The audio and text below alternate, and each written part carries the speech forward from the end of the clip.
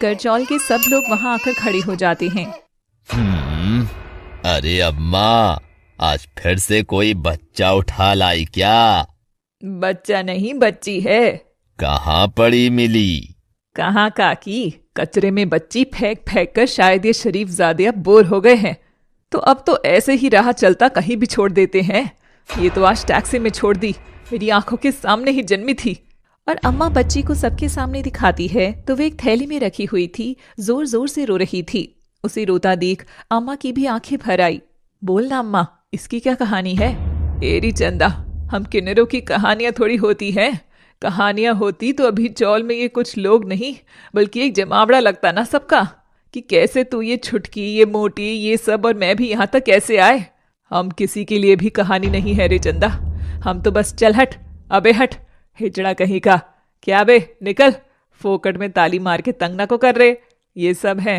अरे मुन्नी, तू भी न रो रे, मैं हूं ना तेरी अम्मा, मैं तुझको इस समाज जैसा नहीं बनाऊंगी। अम्मा मुन्नी को थैले से निकालकर सीने से लगाती है और अम्मा के सीने से लगती ही मुन्नी रोना बंद कर देती है। ये देख सब किन्नर खुशी से तालियां बजाने लगते हैं। ए, तू देखी ना चंदा, देखी ना रे, अरे हाँ अम्मा, तेरे सीने से लगते ही देख तो कैसे उआ करते करते चुप हो गई, नाटंकी कहीं की। हट पगलैट, नौटंकी ये बच्ची थोड़ी ना, नौटंकी तो ये सब लोग करते हैं जो कहते हैं कि हम अजीब हैं और खुद को भगवान का बनाया परफेक्ट इंसान मानते हैं। मुन्नी, तू जानती है इस सीने से कभी भी एक दूध की बूंद नहीं टपकेगी, ये सीना कभी भी तेरी भूख नहीं मिटा पाएगा, पर तब भी तू मुझे अम्मा बुला सकती है। तेरी माँ तो तुझे छोड़ गई थी, पर आज से तू हमारे साथ ही रहेगी। और तभी उस हवेली के बाहर बहुत सी छोटी लड़कियां टुकुर सी सारा मंजर देख रही थी, जिनमें कोई उम्र से 5 बरस की थी तो कोई जवान होने को थी। किसी ने जिंदगी के 3 साल ही देखे थे तो कोई 10 साल से सारा तमाशा देख रही थी। और अम्मा मुन्नी को सीने से लगाती है तो मुन्नी उसकी उंगली थाम लेती है। ये देख अम्मा के आंसू छलक जाते हैं और सारे किन्नर अम्मा के चारों ओर घेरा बनाकर तालियां मारकर खुशी जाहिर करते हैं। कहने को वो किन्नरों के जश्न की ताली थी, मगर वह ताली समाज पर एक थप्पड़ था।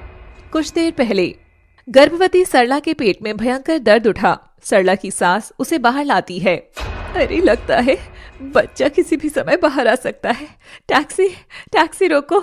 एक टैक्सी आकर रुकती है और जल्दी से सास सरला के साथ बैठ जाती है। सरला दर्द के मारे चीख रही थी। अरे भाई साहब जल्दी करिए, बहू को बहुत दर्द हो रहा है, कहीं बेटे को कुछ हुआ तो। सास के बाद टैक्सी ड्राइवर की आवाज आती है। माफ करना बहन जी, बेटी भी तो हो सकती है। शुभ शुभ बोल भाई, ये क्या बोल रहा है? एक तो घर में वैसे ही कमाई नहीं, ऊपर से खर्चे का सौदा और आ जाएगा तो हम तो भूखे ही मर जाएंगे। तभी टैक्सी वाली पलटती है तो सास उसे घूर कर देखती है। बहन जी, एक नन्ही सी जान कितनी ही रोटी खा लेगी, ऐसा तो मत बोलिए। बेटा हो या बेटी, बस दोनों ही स्वस्थ हो, मैं तो यही दुआ करती हूँ। 1 मिनट, तेरी बोली और ढंग मुझे कुछ ठीक नहीं लगा, देखूं तो।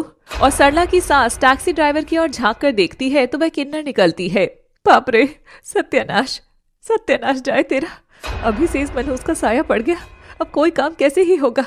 अरे तुम क्या पहले ही सिग्नल पर भीख मांगते दिखाई देते कम थे, जब गाड़ियां लेकर टैक्सी बनाकर घूम घूम कर हम जैसे शरीफ लोगों को झांसे में लेकर बिठाते हो। खूब गोरख धंधा फैला रखा है तुमने। हाँ माँ, जल्दी चलो। अम्मा को उसकी बात का बुरा तो बहुत लगा था, मगर सरला की हालत देखकर वह कुछ नहीं बोली। मगर कुछ देर आगे चल देखा तो बहुत सारा ट्रैफिक था और गाड़ी अम्मा रोक देती है। बहन जी, बहुत जाम लगा हुआ है आगे, ऐसे में वे कैसे ले जाएगी इसे आगे? तुमको तो यही कुछ करना होगा, रुको मैं इंतजाम करती। और अम्मा झट से टैक्सी के कांच पर अपना दुपट्टा लगाकर ढक देती है और सरला की वहीं बच्चा हो जाता है। माँ, हिम्मत दे। और टैक्सी बेबी की रोने की आवाज से गूंज उठता है। बहन जी, स्वस्थ है ना बच्चा? सास ने बेबी को गोद में उठाया हुआ था पर कुछ बोल नहीं रही थी। सत्यानाश चाहे तुम दोनों का ही, बेटा नहीं बेटी हुई है, सब बर्बाद हो गया। अरे कुलक्षणी से जन्म देने की बजाय तू भी निपट जाती तो एक और सदस्य कम हो जाता। 9 की लकड़ी 90 खर्च और दे दिया मेरी छाती पर। और सास उस बच्चे को यूं ही पांव में गिराकर सिर पीट पीट कर मातम बनाने लगती है। सरला बेहोश थी, सास पागल हो गई थी, बच्ची रो रही थी। ये देख अम्मा से रहा नहीं गया और उसने गोद में उठाकर लाड करना शुरू कर दिया। जैसे ही सास बहू को थोड़ा होश आया तो उन्होंने बच्ची को अम्मा की गोद में देखा तो बौखला गए। सत्यानाश चाहे तुम दोनों का, हम भले लोगों की औलाद को तूने अपने गंदे हाथ कैसे लगाए? हाँ, बोलती क्यों नहीं है? माँ जी कुछ पूछ रही है ना, तूने मेरी बच्ची को छुआ कैसे? अगर मातम मनाने की बजाय इसे सीने से लगाती तो मुझे कहाँ जरूरत पड़ती? हाँ। भीड़ में खड़ी सांच चुपके से सब टुकर टुकर देख रही थी। वह चुपके से इस पूरे तमाशे की वीडियो बना रही थी। वाह, आज के टाइम कहाँ होते हैं ऐसे नजारे। आर्टिकल 14 लग गया, धारा 377 भी हट चुकी, सरकारें बदल गई, पर ये मुद्दे वैसे के वैसे हैं। राम राम राम। देख तेरे संसार की हालत। सच ही कहा है किसी ने, बेटा बनाने वाले क्या तेरे मन में समाई रे, तूने काहे को बिटिया बनाई। बेटा तो मांगे दूध मलाई, बेटी को सूखी भी नसीब ना आई। बेचारी बच्ची न जाने अब क्या है इसकी नियति में। तो बहन जी, इसमें इतने भड़कने की क्या बात है? लो अब इसे गोद में ले लो, खुशी का मौका है, मुझे भी बख्शीश दे दो। बख्शीश लेगी तो ले, ये छोरी तू ही रख। वैसे भी किन्नर का साया पड़ने के बाद ये रोग इसे भी लग जाएगा। हम हमारे घर में कोई नमूना नहीं चाहते, हमको नहीं चाहिए ये। क्यों सरला? इस पाप को घर ले जाने से पहले ही मामला खत्म करो माँ जी। तुम्हारे बेटे ने देख लिया तो मेरा गला घोट देंगे। मेरे को नहीं चाहिए ये, तू ही रख। कैसे जल्लाद हो तुम दोनों? अरे औरत हो या पत्थर, अपनी ही को गाली देकर जा रही हो। चल हट, लेक्चर मत दे। और दोनों सास और बहू अम्मा को लताड़ कर जाने लगती हैं। तभी अम्मा को गुस्सा आता है और वो अपनी टोपी हटाकर बाल खोलकर फैला लेती है और वह जोर से चिल्लाती है, रुक रुक इधर। क्या बोली तू? हमारा छूना पाप है? क्या बोली तू? हमारी तालियां तुमको कानों में चुभती हैं, पर तुम्हारी गालियों का क्या? उसका हिसाब मांगेगी मैं। देगी? बोल, देगी क्या? देगी उन गालियों का हिसाब जो हमें ताली बजाने पर पड़ती है? ना आदमी में शामिल करते ना औरत में करते। करके हमको बुलाया जाता है, हमको अच्छा लगता है कि यूं जलील होना। साला इज्जत कमाने के लिए ही कुछ किन्नर ने मिल के टैक्सी का धंधा शुरू किया और तू उसे ही गोरख धंधा बोल रही है। मैं बता दी हूँ गोरख धंधा क्या है। ए राजू, छगन, श्याम, ए तिवारी काका, ए कजरी, सखियों सब इधर आओ तो इन शरीफों को भी तो पता चले। सांझ थोड़ा आगे जाकर सब रिकॉर्ड कर ही रही थी कि सिग्नल पर खड़े बाकी किन्नर भी आ जाते हैं। ये कजरी है मेरी सखी, इसने भी टैक्सी का धंधा शुरू किया। सुन रहा है, सुंदर से ठानी धंधा शुरू किया इसने, पर उसमें बैठा एक शरीफ आदमी और किन्नर को देखकर मजबूर बनाकर उसकी इज्जत पर ठप्पा लगा दिया, वो भी बार बार। हाँ, बेचारी कजरी की आबरू लूट ली तुम शरीफों ने। ये है गोरख धंधा। कजरी ये सुन छाती पीट पीट कर रोने लग जाती है। हाँ अम्मा, बहुत दर्द हुआ था। जैसे ही उसे पता चला कि मैं कोई औरत नहीं हूं तो मुझे और भी दरिंदों की तरह नोचा। कहने लगा जब औरत नहीं है तो ये अपराध थोड़ी हुआ। ये सुन वहां खड़े लोगों की नजरें झुक जाती हैं। क्या कहा? हम मनूस हैं? तेरी बेटी बड़ी भागो वाली थी, जो पहला साया अम्मा का पड़ा इस पर। एकदम सही। अरे बहन, तुम्हारी सास तो पिछड़ी लग रही है, पर तुम्हें तो ज्ञान होगा किन्नरों की हस्ती का। नहीं तो मैं कहानी सुनाती हूँ। ये बात है आदिकाल की, यानी राम जी के समय की। क्यों आंटी, राम जी से तो दिक्कत नहीं होगी ना आपको? अरे राम राम राम राम। हाँ, राम ही जपो तुम, क्योंकि राम को तो किन्नरों से कोई दिक्कत नहीं थी। तो हुआ यूं कि जब राजा दशरथ ने कैकेयी के बिछाए षड्यंत्र में फंसकर अपने जिगर के टुकड़े राम को वनवास दे दिया था, तो सारी प्रजा में कोहराम मच गया था। सब राजा को रोकने उनके पीछे वन में गए और उनसे लौटने की विनती करने लगे। राम जी मुस्कुराए और बोले कि मैं पिता का वचन नहीं तोड़ूंगा, मैं वापस नहीं जाऊंगा, किंतु आप लोग लौट जाइए। आदमी औरत सभी वापस लौट जाएं।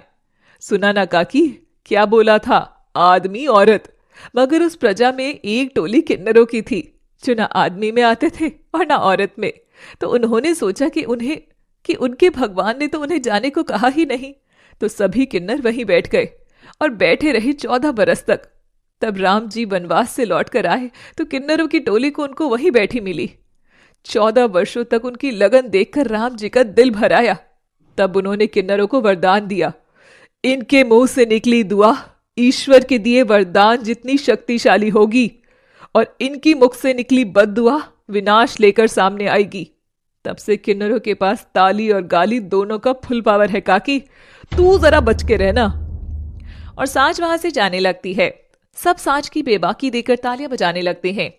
अम्मा भी उस लड़की की बेबाकी देखकर खुश होती है और मुन्नी को अपनाकर अपने यहाँ ले आती है।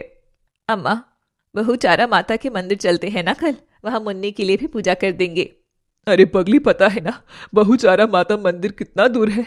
ये बेचारी मुन्नी वहां तक कभी नहीं जा सकेगी। हम दुर्गा माता के मंदिर चलेंगे। अगले दिन किन्नरों की टोली हंसते गाते ताली बजाते दुर्गा माता के मंदिर की ओर जा रही थी। सांझ भी सुबह वहीं पूजा करने आती थी।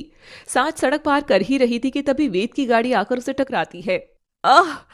पर गाड़ी सांझ को छूकर ही तुरंत ही रुक जाती है, मगर सांझ घबराकर जमीन पर गिर जाती है और रोने लगती है। ये देख वेद थोड़ा सा डर जाता है।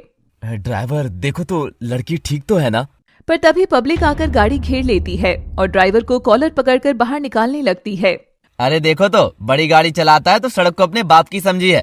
अब इस बिटिया को लग जाती तो कौन लेता इसकी जिम्मेदारी? पब्लिक ड्राइवर पर भयंकर भड़क रही थी, मगर वेद ने कांच एक बार भी नहीं उतारा, ना ही गाड़ी से बाहर आकर देखा कि लड़की ठीक भी है या नहीं। अम्मा मुन्नी मंदिर की सीढ़ियां चढ़ ही रही थी कि तभी उनके कानों में शोर की आवाजें पड़ती हैं। ए चंदा, जरा ले तो, मुन्नी को थाम तो, मैं देखूं तो क्या राड़ा मच रहा है। सुबह सुबह इन लंबी गाड़ी वालों की मचमच शुरू। पहले तो बाटली लगाकर ड्राइवरी करने का, और फिर जब गरीब लोगों को लग जाए तो इलाज के बदले बार्गेनिंग करने का। अभी बताती हूँ। अम्मा भी भीड़ में घुस जाती है। साहब, ये भीड़ तो पागल हो रही है। मेरी तो कोई गलती भी नहीं थी। साहब, आप ही देखिए ना, क्या उस लड़की को? नहीं, मैं कैसे देख सकता हूँ? आज तो मंगलवार है। देखो तो साहबजादे को, कैसे चश्मा लगाए बैठा। अरे बाहर निकल, वरना हम अभी तेरी इस गाड़ी को आंच लगा देंगे। चलो भाइयों, दुर्गा मैया के मंदिर पर आकर भी हमारी दुर्गा को चोट दे रहा है ये पापी। आप ही अब कुछ करो मॉम। पब्लिक का तमाशा देख पीछे वाली सीट पर बैठी शालिनी अपना कांच नीचे उतारती है और बाहर हाथ निकालकर जोर से चिल्लाती है। 1 मिनट, मेरे बेटे को हाथ लगाने से पहले माँ से बात कर। तू यहीं बैठ वेद, मैं देखती हूँ। शालिनी दरवाजा पटककर बाहर आती है। बोलो, क्या चाहिए तुमको? शालिनी देखती है कि सांझ जमीन पर डरी सहमी सी बैठी है और अपना पांव पकड़े हुए है। ओहो, तो ये है नौटंकी। क्यों रे, इस पूरी बस्ती ने धंधा ही कर रखा है क्या कि हम शरीफों को फंसाकर पैसे लेने का? एक तो पिछला सिग्नल क्रॉस करके आओ तो वहां तालियां पीटते आ जाते हैं, हाय हाय करते हुए। कितना ही कांच चढ़ा लो पर तब भी अमीर लोग पहचान ही लेते हैं। उफ, और फिर एक तुम जैसे फक्कड़ लोग। ऐसा नहीं है आंटी, मेरी बात तो सुनिए। मुझे कुछ नहीं कराना, मैं चली जाऊंगी। अम्मा को अपने लोगों के लिए सुनकर बहुत क्रोध आता है और वह गुस्से में थोड़ा और आगे बढ़ती है। तभी शालिनी अपना पर्स हाथ में उठाती है। अरे चली जाएगी तो भी हमें मरवा जाएगी ना। अब बोलेगी, बता कितने पैसे चाहिए, उससे 100-200 एक्स्ट्रा ही दूंगी। चाय बिस्किट भी ले लेना। अरे पर वो क्या बोलते हैं तुम डाउन क्लास लोग? बिस्कुट। हाँ बिस्कुट, वो भी खा लेना। शालिनी सांझ के मुंह पर 2000 का नोट फेंक कर मारती है और पलट कर जाने लगती है। अम्मा भीड़ चीर कर शालिनी की ओर बढ़ रही थी कि अचानक उसके कदम वहीं रुक जाते हैं और वह फिर से उल्टे कदमों की भीड़ में ही शामिल हो जाती है। अम्मा देखती है कि सांझ क्रोध में उठ खड़ी हुई थी, जिसने एक हाथ में वह भीख भींची हुई थी और दूसरे हाथ से शालिनी की कलाई मोड़ रखी थी। What did you say, Mrs. Richie Rich? We down class people say biscuit. हाँ, हम कहते हैं बिस्किट को बिस्कुट क्योंकि उस बिस्कुट को कमाने के लिए उस चिंटू के पापा पूरे दिन भाड़ झोंकते हैं, तब जाकर आता है उसके हाथ में बिस्कुट। और जिन रास्तों को तुम्हारी ये BMW कुचल कर जा रही है ना, उस नुक्कड़ के खोखे पर बैठे काका पूरे दिन बाट जोते हैं कि कब कोई ग्राहक आकर एक बिस्कुट का पैकेट खरीदकर उनकी बोनी कराए।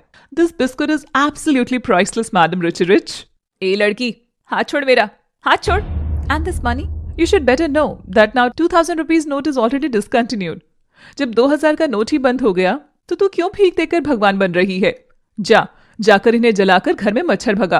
क्योंकि तेरी जैसी सोच है ना, तो मुझे तो लग रहा है कि तू और तेरा बेटा जरूर किसी गटर के पास ही रहते होंगे। हट। ये सुनकर शालिनी सांझ को तमाचा मारने के लिए हाथ उठाती है। बदतमीज लड़की। सांझ शालिनी का हाथ पकड़कर अपने पास खींचकर उसे बाजुओं में जकड़ लेती है। क्या बोली थी? किन्नरों की टोली के लिए? हाँ, खानों में शोर करते हैं, उनकी ताली तुझे गाली जैसी लगती है ना? और तेरी बोली, वो क्या मिश्री घोलती है रिची रीच आंटी? किसी के लिए उतना ही बोलो जितना सुन सको। जब खुद पर कीचड़ के छींटे नहीं देख सकती हो तो दूसरों पर कीचड़ फेंकने का तुम्हें कोई हक नहीं है। ये सुनते ही अम्मा जोरदार सीटी बजाती है और सबकी तालियां एक साथ गूंजने लगती हैं। लग रहा था जैसे सब शालिनी के गाल पर दनादन तमाचा लगा रहे हों। शालिनी जाने लगती है, तभी सांझ फिर से उसे रोकती है। 1 मिनट लेडी दबंग, सांझ ने आज तक ना कभी भीख ली है ना भीख लेगी। हक का खाती हूँ और हक लेना भी जानती हूँ। सांझ ये कहकर अपना सिर गाड़ी के बोनट पर जोर से मारती है और सिर से खून आने लग जाता है। ला, अब दे मुझे वो 2000 का नोट, मैं पट्टी कराकर छुट्टा तुझे मनी ऑर्डर कर दूंगी। और हाँ, फॉर योर काइंड इन्फॉर्मेशन, 2000 का नोट RBI बैंक अभी भी ले रहा है।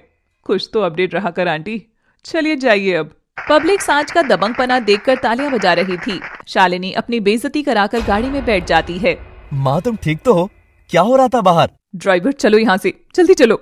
अम्मा खुशी की आंखों से सांच की ओर लगातार देखे जा रही थी। तभी उसके कंधे पर चंदा का हाथ आता है और अम्मा पलटती है। अरे अम्मा, तू यहाँ क्या कर रही है? पंडित जी वहाँ तेरा इंतजार कर रहे हैं। चंदा, वो क्या ही अजीब लड़की थी रे, क्या जबरा बोलती है। कौन लड़की? अम्मा पलटकर जैसे ही देखती है तब तक ना वहाँ सांझ थी ना ही लोगों की भीड़। अरे कहाँ गई? अभी तो यही थी। अरे चंद्रा, तू उसे देखती ना तो तेरा तो डानस ही निकल जाता। क्या ही गजब लड़की थी रे। अच्छा ठीक है, लड़की बाद में देखेंगे, अब चलना अम्मा, मुन्नी का नामकरण है। और सब लोग दुर्गा माता के मंदिर में माथा टेककर मुन्नी का नामकरण करवाते हैं। जिस समय ये पैदा हुई है इसका नाम तो काली ही उचित रहेगा।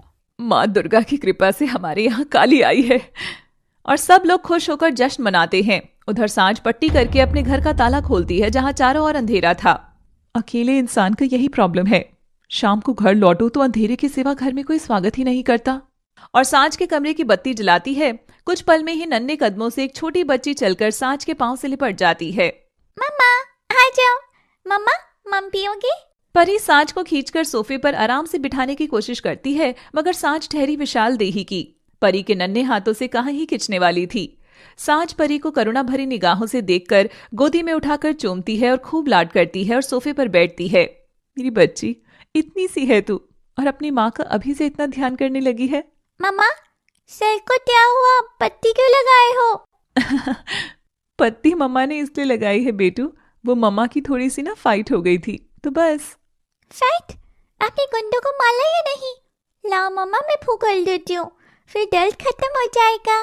परी सांझ के सिर पर फूंक मारती है और सहलाकर उसका मासूम प्यार देख सांझ की आंखें भर आती हैं और परी बहुत प्यार से उसके आंसू पोंछती है।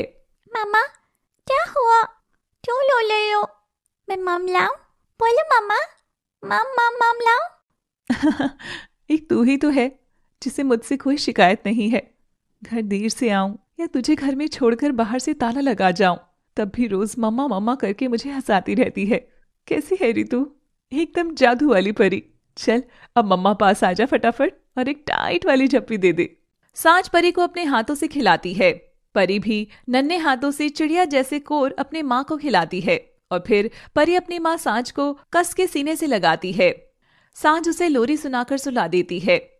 तेरी मैं बुलाए लो, तुझे मैं दुआएं दो, तुझको सब जो भी चाहे तू।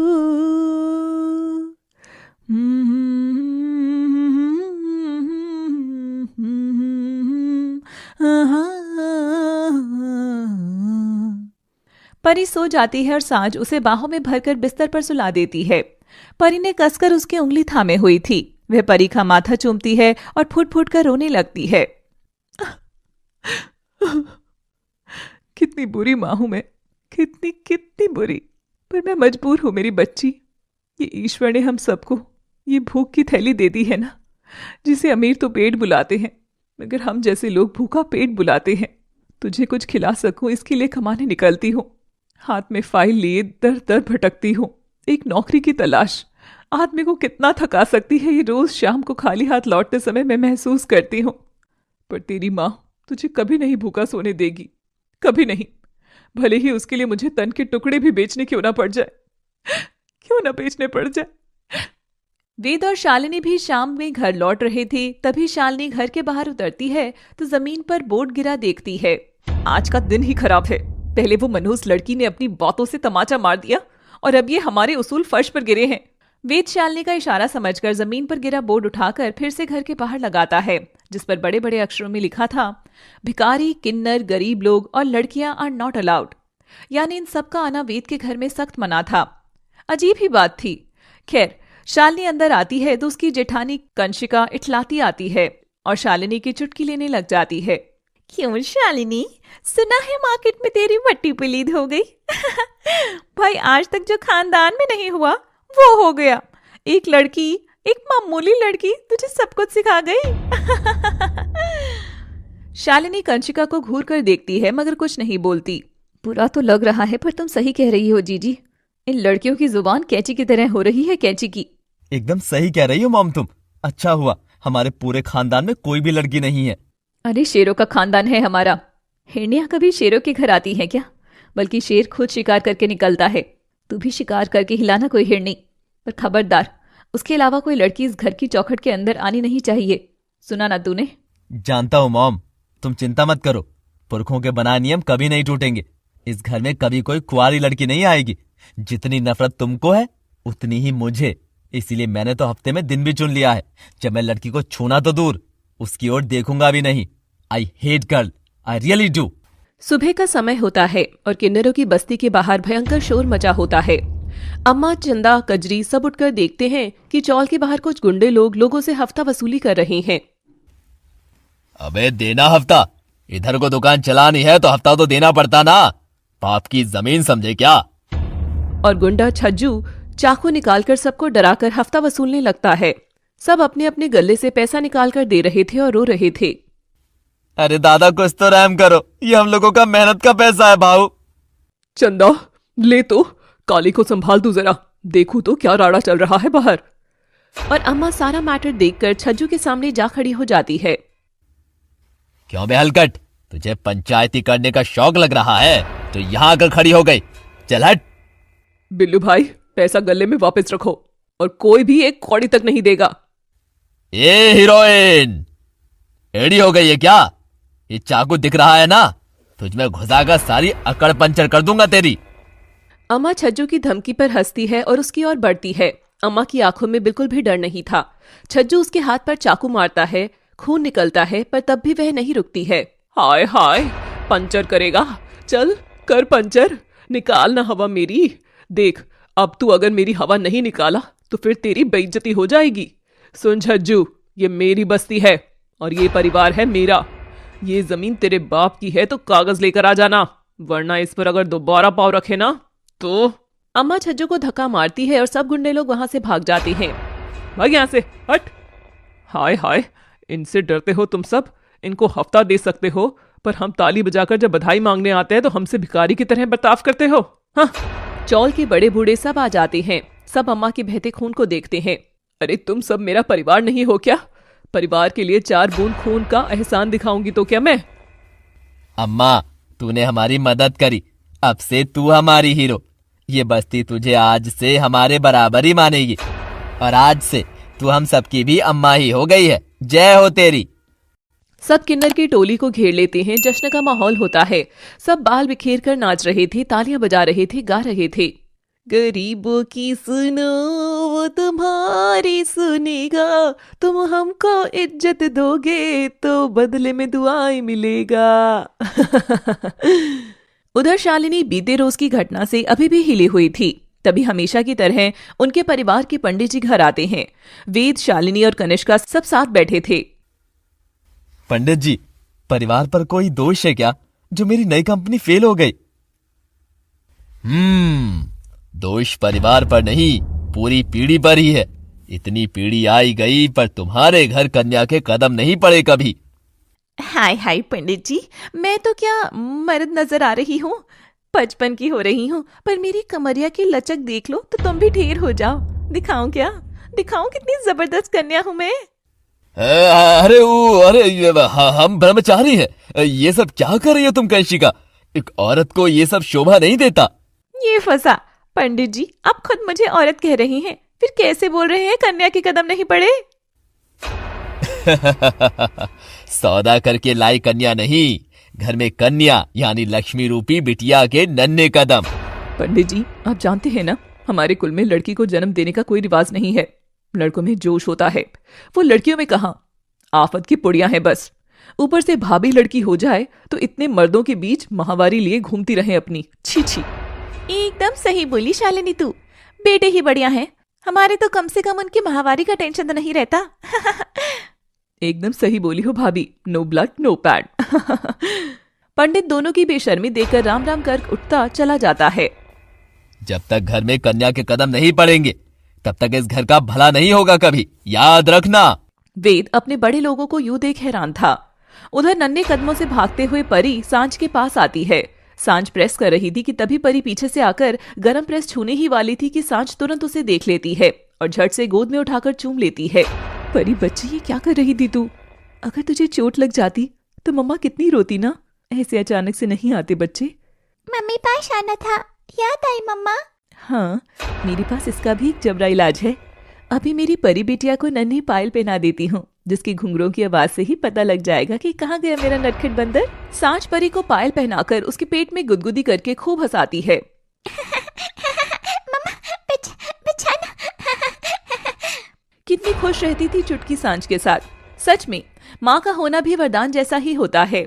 ईश्वर अपना साया हर जगह नहीं छोड़ सकते, इसलिए संसार बनाने को उसने माँ को बना दिया। माँ के होने पर परिवार पूरा हो जाता है, मकान घर बन जाता है, रात नींद में बदल जाती है और थकान राहत में बदल जाती है। ऐसी मैजिकल होती है माँ।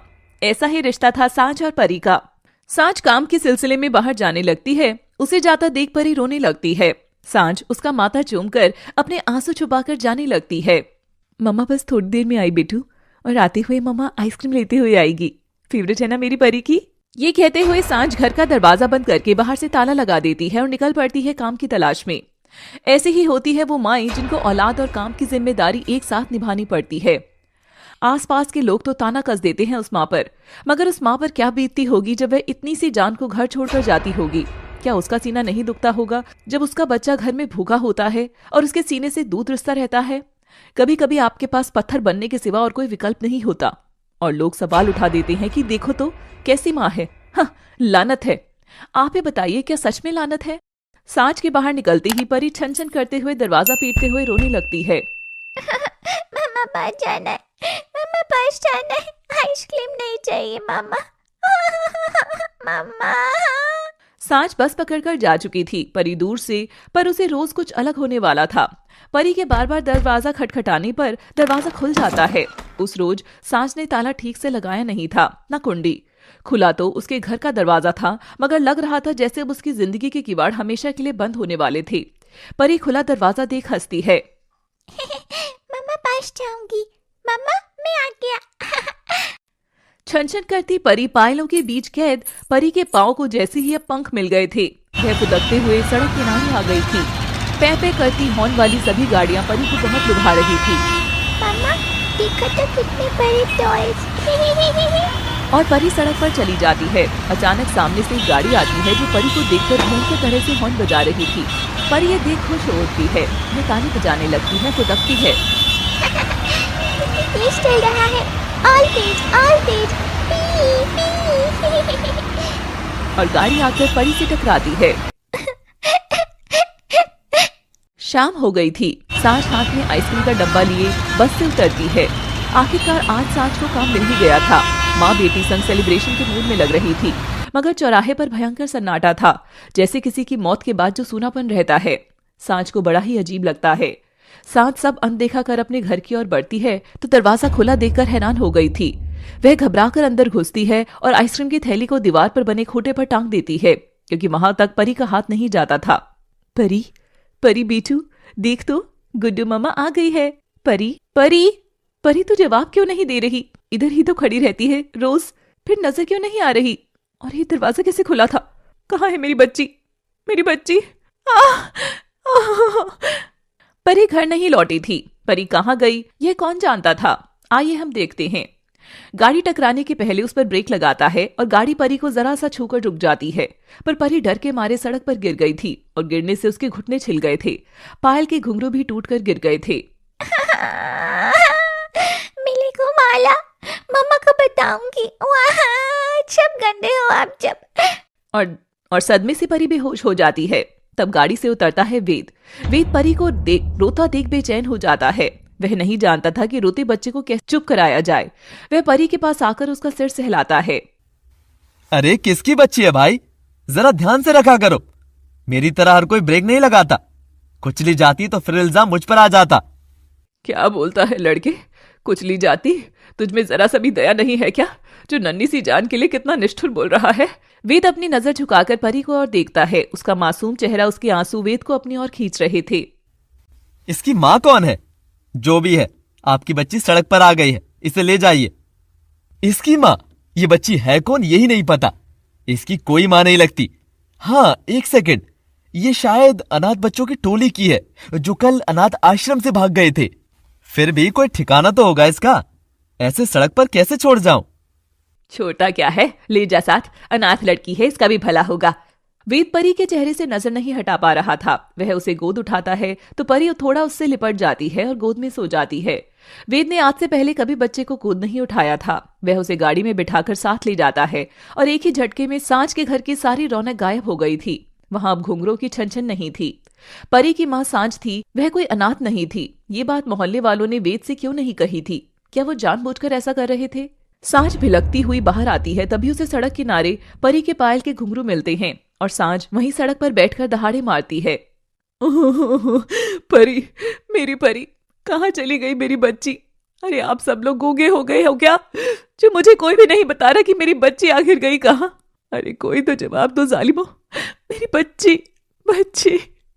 जिस तरह सांझ के आंसू बह रहे थे, अंदर टगी आइसक्रीम भी पिघलकर बहने लगी थी। लग रहा था अब परी रेत की तरह सांझ के हाथों से फिसल रही है। वह वेद के साथ जा चुकी थी। वेद, जिसका परिवार जीता जागता नमूना था, इस बात की सांझ को खबर तक नहीं थी। तभी एक औरत हिम्मत करके सामने आती है। मुझे नहीं पता वो छोटी कौन थी, बस सड़क पर खेलते हुए गाड़ी से टकराई और गाड़ी वाला उसे अपने साथ ले गया। साथ ले गया? क्या मतलब साथ ले गया? वो मेरी बच्ची थी और कोई अनजान उसे साथ ले गया। आप लोग खड़े होकर देखते रहे, कैसे मूर्ख हो सबके सब। ना जाने किस हाल में होगी मेरी बच्ची। दरवाजे की घंटी बजती है और शालिनी दरवाजा खोलती है तो सामने वेद गोद में बेहोश पड़ी परी को थामे हुआ था। लड़की को देख शालिनी का चेहरा सफेद पड़ गया था। तभी वेद घर के बाहर टंगा बोर्ड देखता है जिस पर लिखा था, लड़कियां आर नॉट अलाउड। वेद! इस और वेद की नजरें झुकी थी, उस और सांझ की नजरें पानी से भरी थी। एक पल में उसकी चहकती जिंदगी उन जंगलियों के हवाले हो गई थी। वेद के हाथ में एक लड़की, ये देख शालिनी के सारे सिद्धांत धराशायी हो गए थे। वह कुछ बोलती कि तभी वेद हड़बड़ाकर बोलता है, हटो मॉम, इमरजेंसी है, ये बच्ची बेहोश है। और वेद एक दहलीज को लांघकर बाहर से अंदर आ जाता है और परी को सोफे पर लेटा देता है। कभी वह पानी छिड़कता है तो कभी उसका चेहरा थपथपाता, मगर वह होश में नहीं आ रही थी। वेद, तुम पागल हो गए हो क्या? अरे बाबा, मैं तो मेरा सीरियल निपटा ही रही थी कि चेंचे की आवाज आई।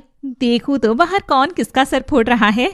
कनिष्का भी बड़बड़ाती सी आकर परी को सोफे पर लेटा देखती है और उसकी भी सिट्टी पिट्टी उड़ जाती है। सत्यानाश हो गया परंपरा का। तू एक लड़की उठा लाया वेद, जिंदा लड़की। ताई जी, ये बच्ची है, 3-4 साल की बच्ची। अरे बच्ची है तो क्या, ये बड़ी तो होगी। महावारी तो इसको भी आएगी। अब महावारी के लिए पूरे घर में छम छम घूमेगी। क्यों शालिनी, आजकल की तो सभी लड़कियां घूमने लग गई। ऐसी गंदगी की वजह से तो आज तक इस घर में किसी ने किसी लड़की को जन्म ही नहीं दिया। हाँ, कोई लड़की नहीं है तभी तो ये सब हो रहा होगा हमारे परिवार के साथ। अरे पंडित जी ने जो बोला वो समझ में आया कि नहीं आपके? ये बेहोश पड़ी है, एक बार होश में आए तो सब देखे। जब तक ये होश में आकर खुद नहीं बता देती तब तक ये यहीं रहेगी, एक अलग कमरे में, ठीक है? शालिनी बेटे के आगे नहीं बोल पाती कुछ। तभी उसके घर के बाहर लगे बोर्ड पर एक कुआं आ बैठता है और बीट करके चला जाता है। एकदम से इस घर के नियमों पर गंदगी फिर गई। नियति बाबू भैया, नियति, यही तो है नियति। दूसरी ओर सांझ सड़क से उठकर घर में आ गई। वह देखती है कि उसकी नन्ही परी के लिए लाई गई आइसक्रीम पिघलकर पानी बन गई थी। परी, मेरी परी, कहाँ ढूंढूं तुझे? मुझे लगता है शायद परी को चोट लगी होगी तो उसे कोई अस्पताल ले गया। मैं जाकर देखती हूँ। और सांझ नंगे पांव ही सड़क पर दौड़ पड़ती है, मगर परी उसे कहीं नहीं मिलती। एक दिन पूरा बीत जाता है, न सांझ को परी मिलती है, ना ही उधर परी को होश आता है। अरे डॉक्टर को बुलाती हूँ मैं। ये क्या मतलब है, कल से ये पड़ी है, पता नहीं कौन है, किसका खून है, कहाँ से आई है। डॉक्टर आकर देखे और फेंके इस कचरे को मेरे घर से बाहर। ये क्या कह रही हो मॉम? अगर डॉक्टर आया तो पुलिस केस हो जाएगा। मेरी गाड़ी से एक्सीडेंट हुआ है इसका, समझ आ रहा है तुम्हें? कल के अखबार पर तुम्हारा बेटा हाईलाइट हो जाएगा। शालिनी रुक जाती है और तभी परी को भी होश आ जाता है। वह आंखें मूंदकर सबको देख रही थी। वेद उसके पास जाता है और उसे बिठाता है। हेलो बच्चे, कौन हो तुम? मुझे जानती हो बेटा? पर परी कुछ नहीं बोलती। वेद बार बार उससे सवाल करता है पर परी नहीं बोलती कुछ भी। तभी वेद के पास एक कॉल आता है और वह बात करता है। क्या? नहीं, ये सच नहीं हो सकता। तुम्हारा दिमाग तो ठिकाने पर है ना? नहीं नहीं नहीं, ओह गॉड। ठीक है, बाय। शालिनी कंचिका को अचरज से देख रही थी। क्या हुआ वेद, तुम परेशान लग रहे हो?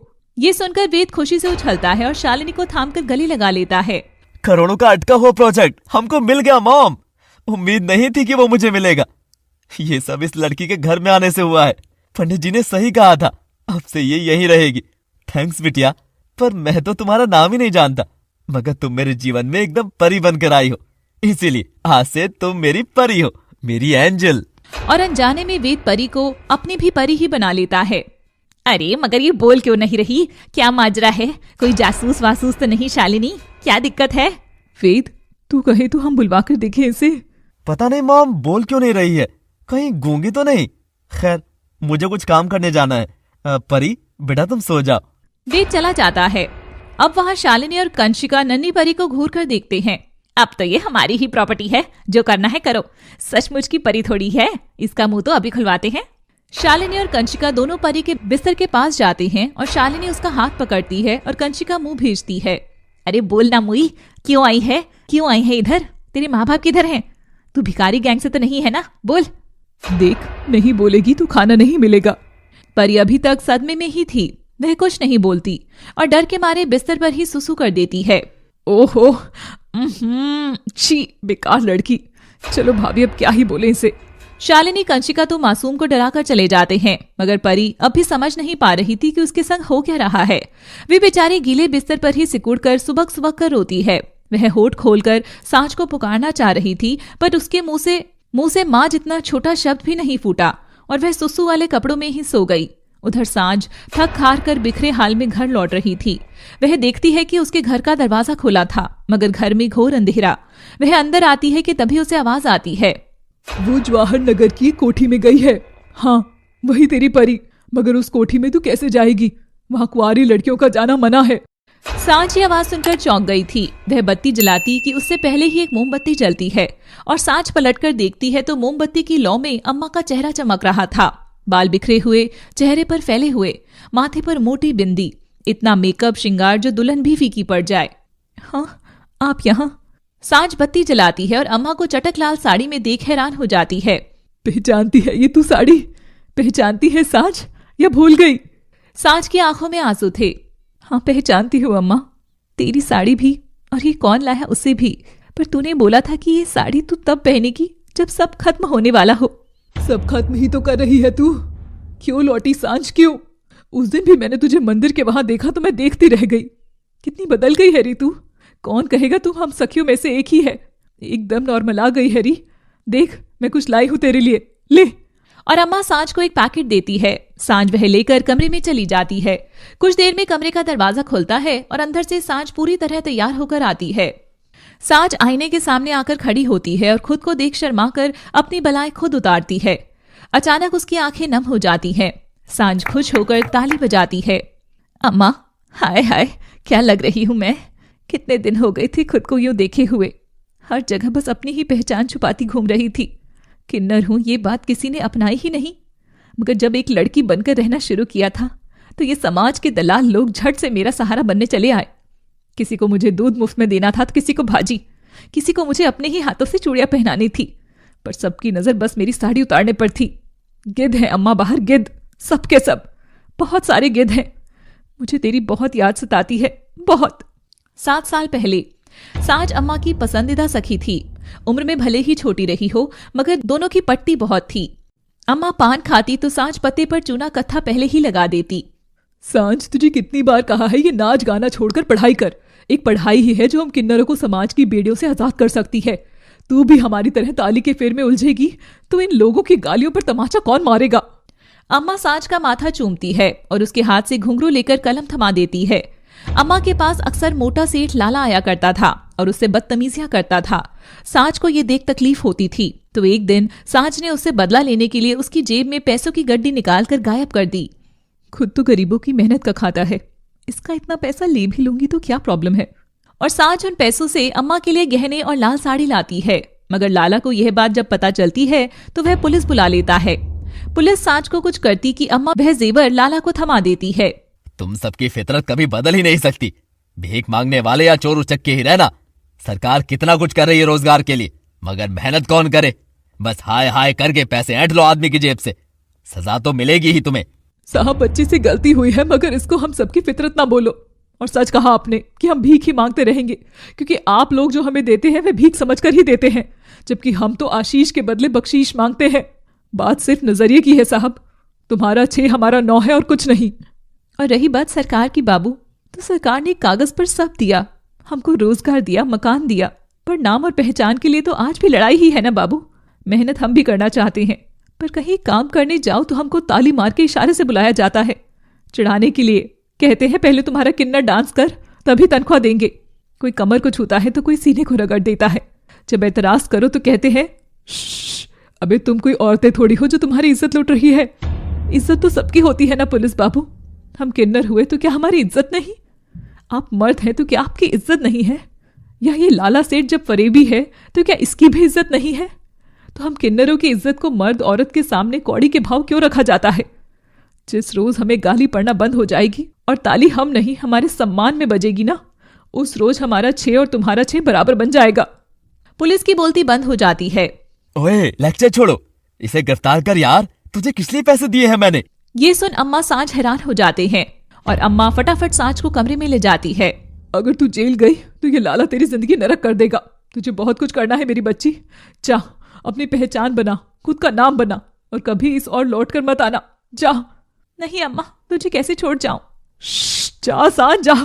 और सुन, ये जो तू लाल साड़ी लाई मुझे बहुत पसंद आई थी सखी, पर इसे मैं उस दिन पहनूंगी जब सब कुछ खत्म होगा। और सांझ वहां से भाग जाती है और लाला अम्मा को पकड़वा कर जेल करवा देता है। वहां से शुरू हुई अम्मा और सांझ की पहचान की लड़ाई। सांझ सब याद करते हुए रोते हुए अम्मा की गोद में लेटी थी। अम्मा उसका सर सहला रही थी। अब तू उस बच्ची का चक्कर छोड़ और आगे की जिंदगी बना। कितनी सुंदर हो गई है मेरी सांझ। अम्मा एक बात बता, उस दिन तूने मुझे जेल क्यों नहीं जाने दिया? अरे अम्मा बोलती है तू मुझे, और एक माँ अपने बच्चों पर आंच आने देती क्या? तो फिर तू एक माँ होकर एक दूसरी माँ से कह रही है कि अपनी बच्ची को भूल जा, छोड़ उसका चक्कर। ये तू कर सकती थी क्या? नहीं ना, तो फिर मैं कैसे अपनी परी को भूल जाऊं? अम्मा के पास सांझ के सवालों के जवाब नहीं थे। वह उठकर जाने लगती है। उधर टेबल पर पता रखा है तेरी परी का, जा मिल ले जाकर। मगर याद रखना सफर आसान नहीं रहेगा। बहुचारा माता तुझे शक्ति दे। और अम्मा चली जाती है। सांझ पता उठाती है और फबक फबक कर रोती है। तेरी माँ आ रही है परी, तुझे लेने आ रही है। सांझ के हाथ में अपनी परी का पता था, उसके सामने मंजिल थी और रास्ता भी, और वह निकल पड़ती है अपनी परी को फिर से पाने। सांझ की टैक्सी वेद के घर के बाहर रुकती है और सांझ उतरकर जाने लगी। अरे मेरा पैसा तो दो। सांझ ये सुनते ही अपना पर्स देखती है। इमोशन में बहकर वह जल्दीबाजी में अपना पर्स वहीं रखा छोड़ आई थी। अरे भैया अब किराया नहीं, मैं तुमको दुआएं देगी, तेरी सारी बलाई दूर हो जाएगी। जान दिल अल्लाह। ए मैडम, अब तुझे मैडम बोलूं या भाई साहब, ये भी तो कंफ्यूजन है। तो जो भी हो तुम, मैडम या सर, तुम्हारी दुआओं से हमारा चूल्हा तो नहीं जलेगा ना। पैसे के बदले तो पैसा ही चाहिए होगा। बच्चे को दुआ खिलाकर पेट भरा जा सकता है क्या? तुम पैसा दो वरना। सांझ ये सुनकर उदास हो जाती है। मेरे पास पैसा नहीं भैया, मगर सांझ की जुबान है। अगर आप मुझे किसी भी चौराहे पर दिख गए तो मैं तुरंत आऊंगी और खुशी खुशी तुमको पैसा दूंगी। 2 टका फालतू ही। हम किन्नर लोग किसी का एहसान नहीं रखते। हट पागल, जा, तरस खाया तुझ पर। और ड्राइवर सांझ को धक्का मारकर चला जाता है। बेचारी वेद के घर के बाहर पड़ी थी, उसकी कुहनी छिल गई थी, वह रो रही थी। तरस ही तो नहीं चाहिए जमाने से। हे भगवान, जब दुनिया बनाना तेरे हाथ में था तो तूने काहे ही हमको अलग बनाया? क्यों? सांझ उठकर आंसू पोंछती है और वेद के घर के दरवाजे पर खड़ी हो जाती है। कब तक खुद को छिपाऊंगी? मेरी बेटी है, इनसे हक मांग कर ले जाऊंगी। वे घंटी बजाती है और अपनी चूड़ियों की खनखन के बीच हथेलियों से तालियां बजाती है। हाय हाय, अरे इस घर में कोई छोटी बच्ची है क्या? हाय हाय, दरवाजा खोलो तो राम भला करे तुम्हारा। ए सुंदर से ठानी, खोल तो दरवाजा। सांझ अपनी कौम के किरदार में घुस ही चुकी थी कि तभी वह दरवाजे के बाहर बोर्ड लगा पड़ती है। ये क्या? गरीब, भिखारी, कुंवारी लड़कियां और किन्नर are not allowed in this house. ये कैसे अजीब इंसान है? अगर सच में इस घर का यही नियम है तो मैं इस रूप में कैसे जाऊंगी? गरीब तो मैं हूँ, भिखारी मुझको लोगों ने समझा, और किन्नर होना तो मेरी पहचान है, और मैं कुंवारी भी हूँ। इस बोर्ड के अकॉर्डिंग तो मैं इस घर की दहलीज पार कर कभी परी तक नहीं पहुंच सकूंगी। और सांझ घबरा उठती है। वेद के घर का दरवाजा कभी भी खुल सकता था। तभी सांझ के दिमाग की बत्ती जलती है और वो झट से अपना मेकअप लाइट करती है, बिखरे बालों को समेटती है, अपने शरीर की अदाएं रोकती है और अपने होठों से लाल चटक लिपस्टिक हटाकर उसे अपनी मांग भर लेती है। मैं अब भिखारी और किन्नर नहीं लगूंगी। मेरी लाल मांग मेरे कुंवारेपन को दूर करेगी। बस सांझ, तू अपनी ताली और हाय हाय पर कंट्रोल रखना। सुना ना, तूने हाय हाय नहीं करना है। अरे ये मुझे साड़ी को भी तो ठीक करना है। सांझ साड़ी का पल्लू जैसे ही हटाती है और तभी दरवाजा खुलता है और वहाँ वेद खड़ा था। वेद की नजर सामने खड़ी सांझ पर पड़ती है, जिसका साड़ी का पल्लू हवा के झोंके से उड़ रहा था। वह आहें भरकर उसे समेट रही थी। तभी उसका आंचल झोंके से वेद कर मुंह पर जाकर लगता है। सांझ भी ये देख हैरान थी। वेद हल्के हाथ से आंचल हटाता और सांझ की आंखों में झांकता है। वेद सांझ के रूप को एक बार देखता है तो देखता ही रह जाता है। ये आप क्या कर रही हैं? कौन है आप? आज मंगलवार है और ये चीज मेरे लिए आज ठीक नहीं है। सांझ झट से अपनी साड़ी सीने पर डालती है और सक पकाकर 2 कदम पीछे हटती है। वो माफ करना, ना जाने कहां से झोंका हवा का आया। और मैडम, आप यहाँ क्या कर रही हैं? वो आपके घर में कोई छोटी बच्ची है क्या? ओह, तो आप पोलियो वाली हैं। ठीक है, पर बाद में आना, अभी वो सो रही है। सांझ परी के बारे में सुनते ही खुश तो थी, मगर दिखा नहीं रही थी। क्या मैं एक बार उसे देख सकती हूँ? असल में मेरा बच्चों से खास लगाव है। पता नहीं दोबारा कभी इस घर आना हो या ना हो, मगर आज आई हूँ तो एक अच्छी याद लेकर लौटूं, बस यही चाहती हूँ। वेद यह सुनकर घबरा जाता है। वेद, ये लड़की क्या बोल रही है? आए हुए 2 मिनट नहीं हुए और सीधे घर के अंदर आने का कह रही है। अगर मॉम को पता चला तो वो पहले इसकी खाल नोचेंगी, फिर मेरी, और यहीं पायदान बनाकर बिछा भी देंगी। हाँ, क्या आप कुछ बोल रहे थे क्या?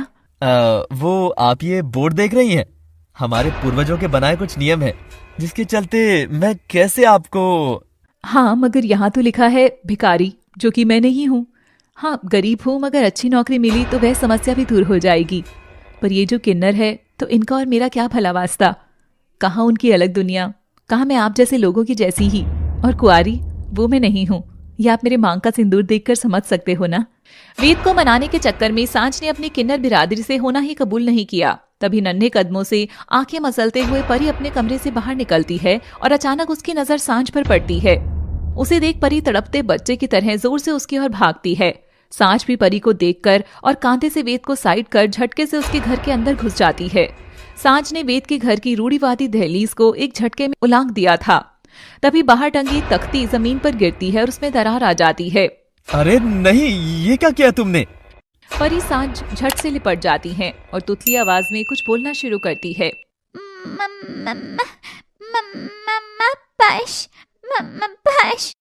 वेद देखकर हैरान था कि परी के मुंह से आवाज फूट पड़ी थी। वह सांझ को कस के गले लगाए हुई थी। वह परी का माथा चूम रही थी तो कभी परी उसका गाल चूम रही थी। सांझ उसे गोद में थामती है और पीठ सहलाते हुए लोरी सुनाने लगती है। मेरी मुनिया रानी बने, महलों का राजा बने, देखे खुशियों के मेले, दर्द कभी ना झेले, देखे खुशियों के मेले, दर्द कभी ना झेले, लेके गोद में सुलाऊं, गाऊं रात भर सुनाऊं, मैं लोरी लोरी, मैं लोरी लोरी।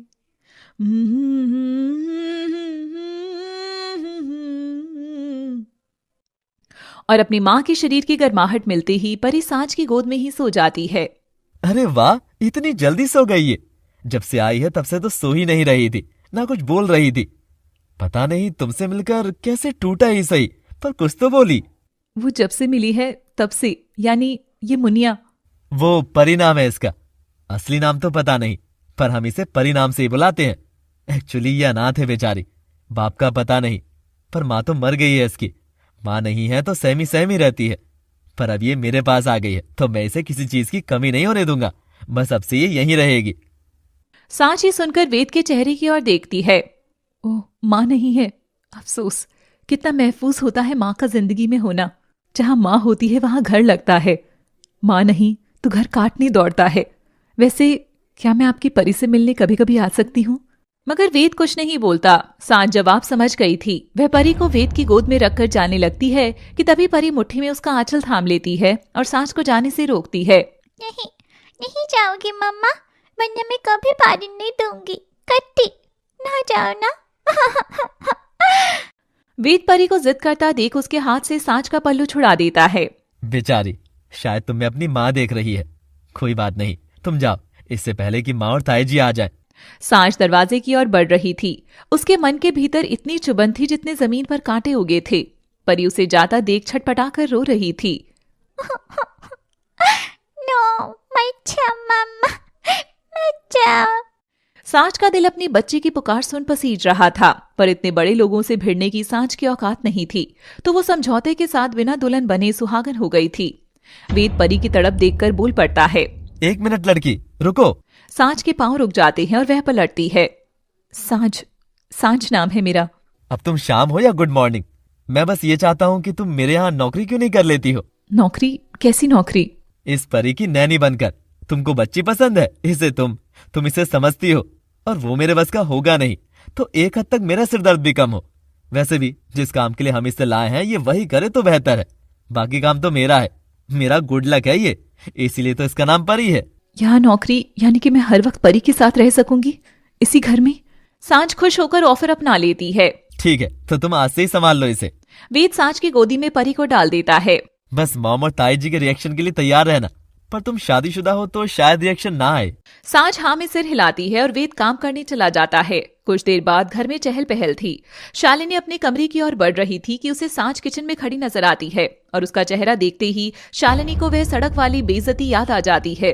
1 मिनट, तुम? शालिनी की आवाज सुन सांझ तुरंत पलटती है और शालिनी को देखकर घबराते हुए उसके हाथ से दूध का गिलास जमीन पर गिरकर टूट जाता है। दोनों बस एक दूसरे को देख रहे थे। सांझ के किन्नर होने के बावजूद उसने वेद के घर में दस्तक तो दे दी थी, मगर अभी असली तूफान शालिनी का आना बाकी था। शालिनी जैसे ही सांझ को उसकी किचन में देखती है तो उसके तोते उड़ जाते हैं। तू तू तू वही है ना, सड़क छाप लड़की? तेरी ये मजाल तू यहाँ तक आ गई, मेरे घर तक?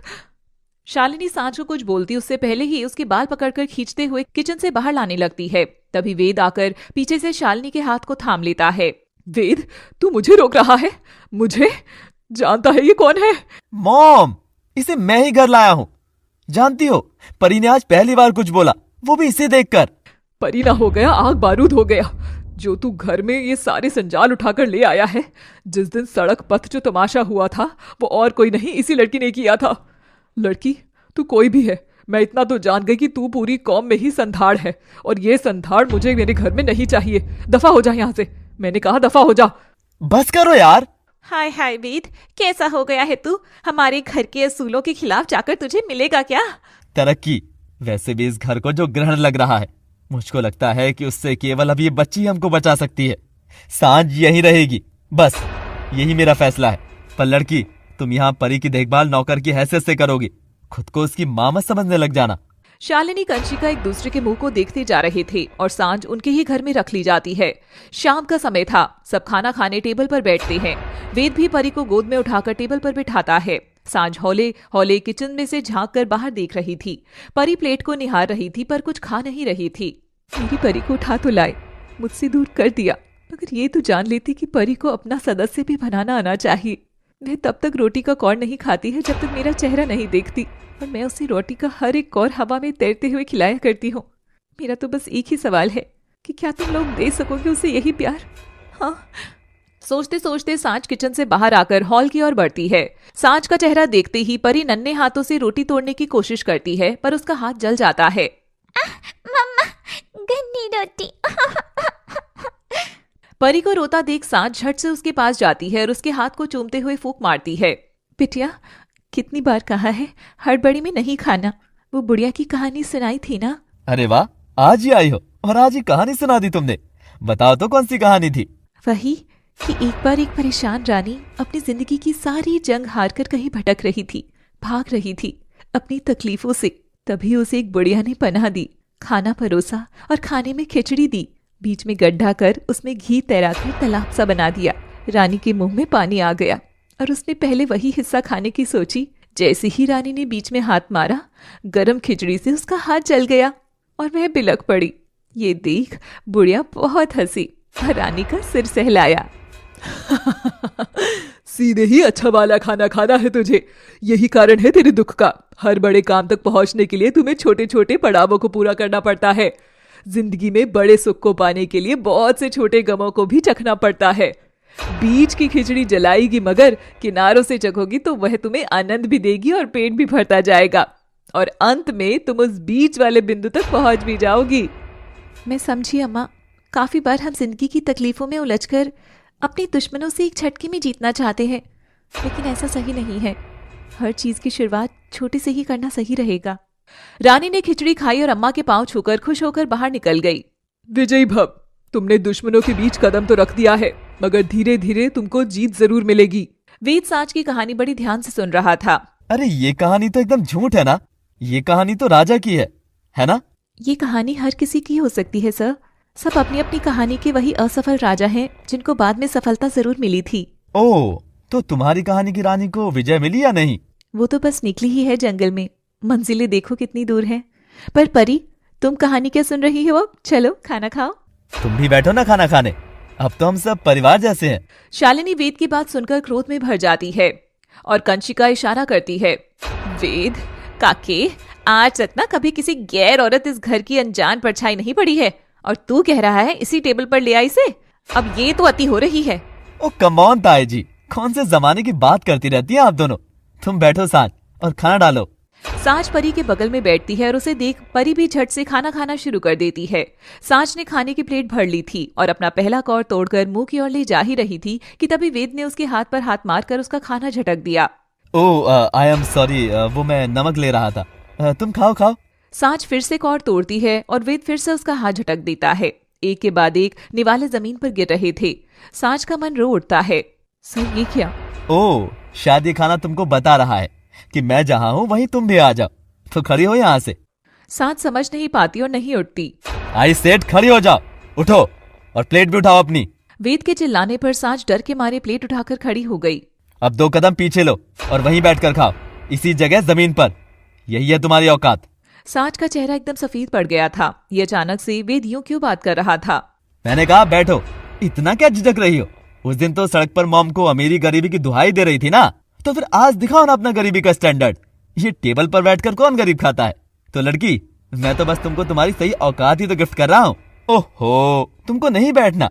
कोई बात नहीं, नहीं बैठना तो नौकरी छोड़कर चली जाओ, क्योंकि हमारे यहाँ काम करने का उसूल तो यही रहेगा। तुम कोई परिवार नहीं हो जो हमारे साथ बैठकर खाना खाओ।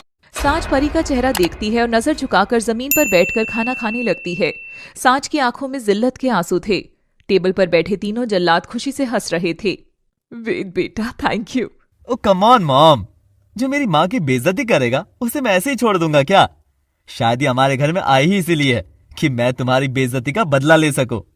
सांच कौर तोड़कर खा रही थी, मगर ये भीख का खाना उसके गले उतर नहीं रहा था। तभी परी रोते हुए कुर्सी से उतरती है और जाकर परी की गोद में बैठ जाती है। परी, ये क्या गंदी हरकत है? हटो वहाँ से। नहीं, गन्ने आप हो, ये पूरी नहीं है। हेलो, क्या आप मुझे खाना खिलाओगी? और परी सांच के हाथ में अटके कौर को सीधे मुंह में डाल लेती है। ये देख सांच की ममता मोम की तरह बहने लगती है और वह अपनी भूख भूलकर परी को खाना खिलाती है। परी खा पीकर डकार मारकर बड़ी खुश होती है और कमरे में भाग जाती है। वे दोनों के बीच के बॉन्ड से शौक था। सांच भी 2-4 कौर खाकर किचन में जाने लगती है। रात का समय था। सांच परी को लोरी सुनाते हुए उसके पास ही सो गई थी। कुछ देर में वेद परी को देखने उसके कमरे में आता है तो सांच को भी वहीं सोता देखता है। तभी उसकी नजर उसके पांव में पड़े छालों पर जाती है। कितना दर्द होता होगा इस लड़की को। वेद को सांच पर दया आ जाती है और वह मलहम लगा देता है। तभी उसे मलहम लगाता देख कंशिका देख लेती है, पर बिना कुछ बोले मुंह बनाते हुए चली जाती है। वेद सांच को कंबल उड़ाने लगता है कि तभी उसकी घड़ी सांच के बालों में फंस जाती है और वह जैसे ही पलटता है उलझकर सोती हुई सांच के ऊपर आ गिरता है। सांच चमक कर उठती है। सर आप? वेद सांच का मुंह दबा देता है। दोनों की निगाहें एक दूसरे में झांक रही थी। अचानक परी की भी आंख खुल जाती है। ये आप दोनों क्या कर रहे हो? क्या आप दोनों की शादी होने वाली है? मैंने टीवी में देखा था, जो ऐसे हीरोइन पर गिर जाता है हीरो, तो फिर उनकी गद्दा गुद्दी की तरह शादी हो जाती है। तो मैं अब आपको पापा बुलाऊं? नहीं, मैं तुम्हारा बाबा नहीं हूँ, मुझे सिर्फ वेद बुलाओ, सिर्फ वेद। अब सो जाओ। और तुम लड़की, तुमको यहाँ सिर्फ इसे सुलाना है, इसके साथ सोना नहीं है। ये कोई तुम्हारे कोख से जन्मी नहीं है जो इतनी फिक्र दिखाकर मुझे कॉम्प्लेक्स फील कराती हो। वेद तो झलाकर चला गया और सांझ उठकर अपने सर्वेंट रूम में जाकर सो गई, जिसका बिस्तर जमीन पर ही था।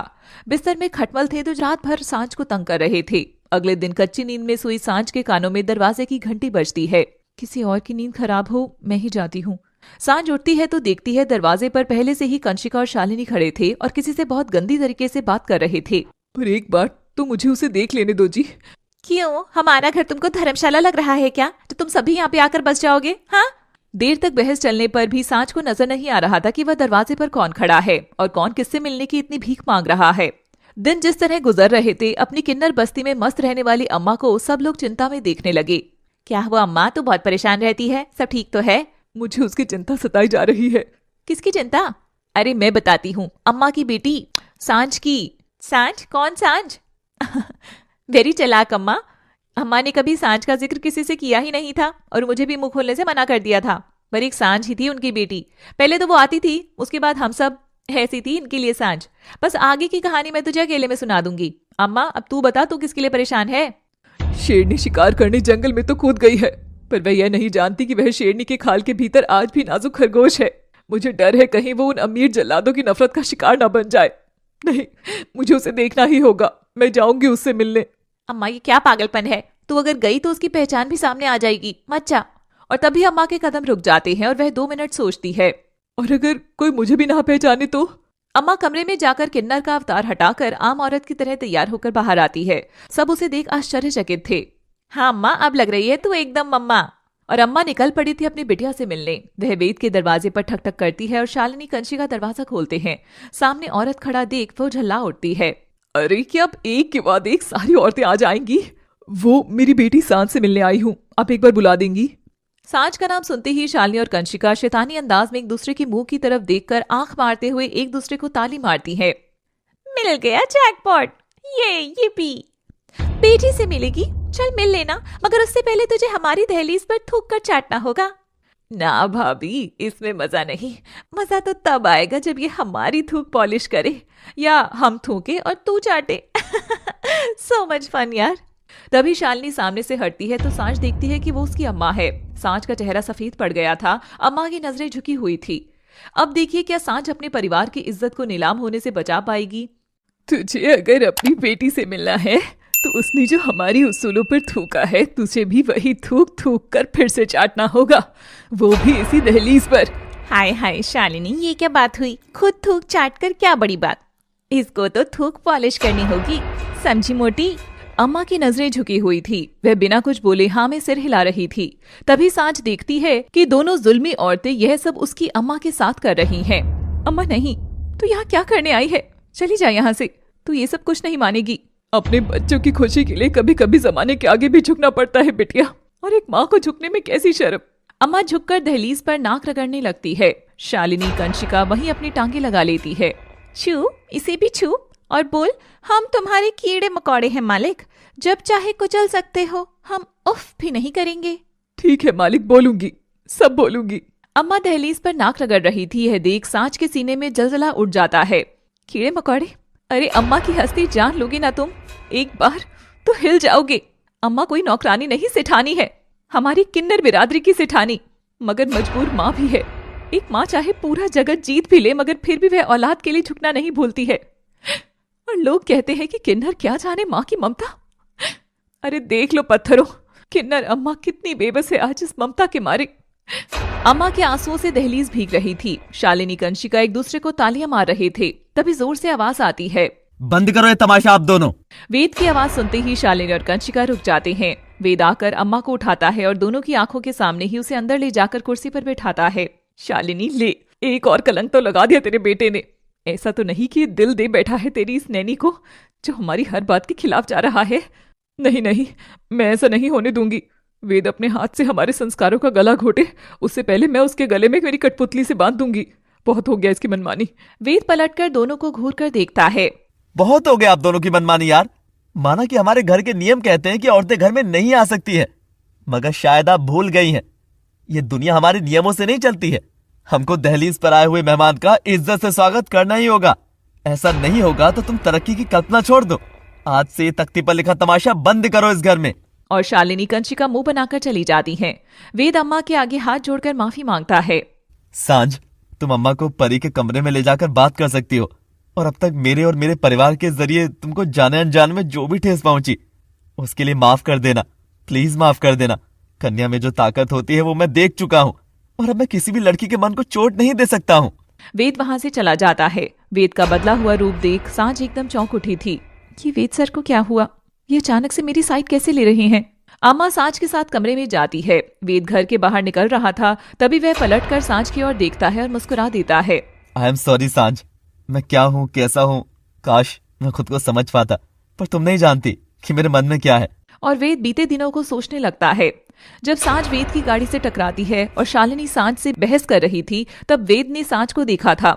जिस हिम्मत से वह अपने लिए लड़ रही थी, वह दबंगाई देखकर वेद का दिल सांझ के लिए पहली बार धड़का था।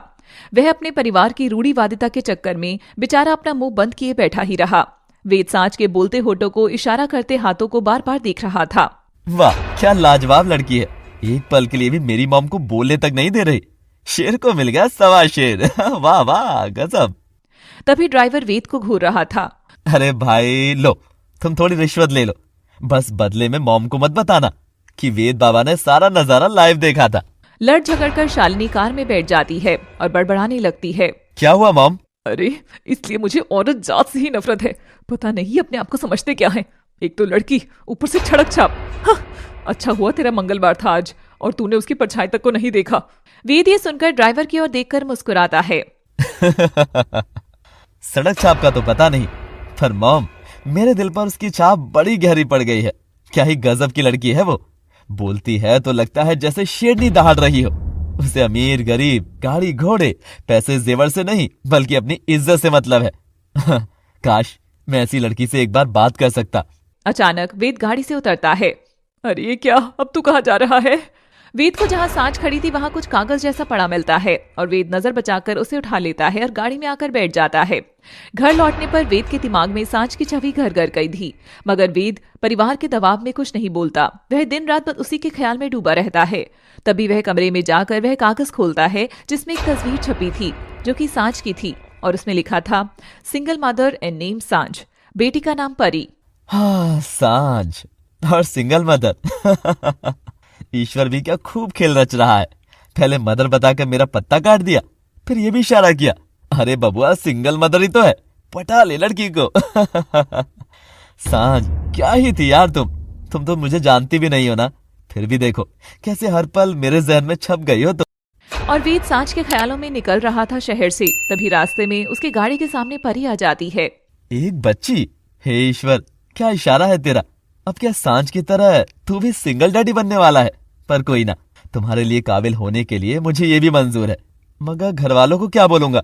चलो ये भी सोचता हूँ, अभी तो इसे घर ले चलते हैं और इसका नाम भी मैं परी ही रखूंगा। एक परी मेरे पास, एक सांझ के पास। शायद किसी मोड़ पर किस्मत दोनों परियों की तरह हमको भी मिला देगी। और वेद सांझ की ही बेटी को उठाकर घर ले जाता है। वह बिल्कुल नहीं जानता था कि एक दिन उसके घर के दरवाजे पर खुद सांझ आकर खड़ी हो जाएगी।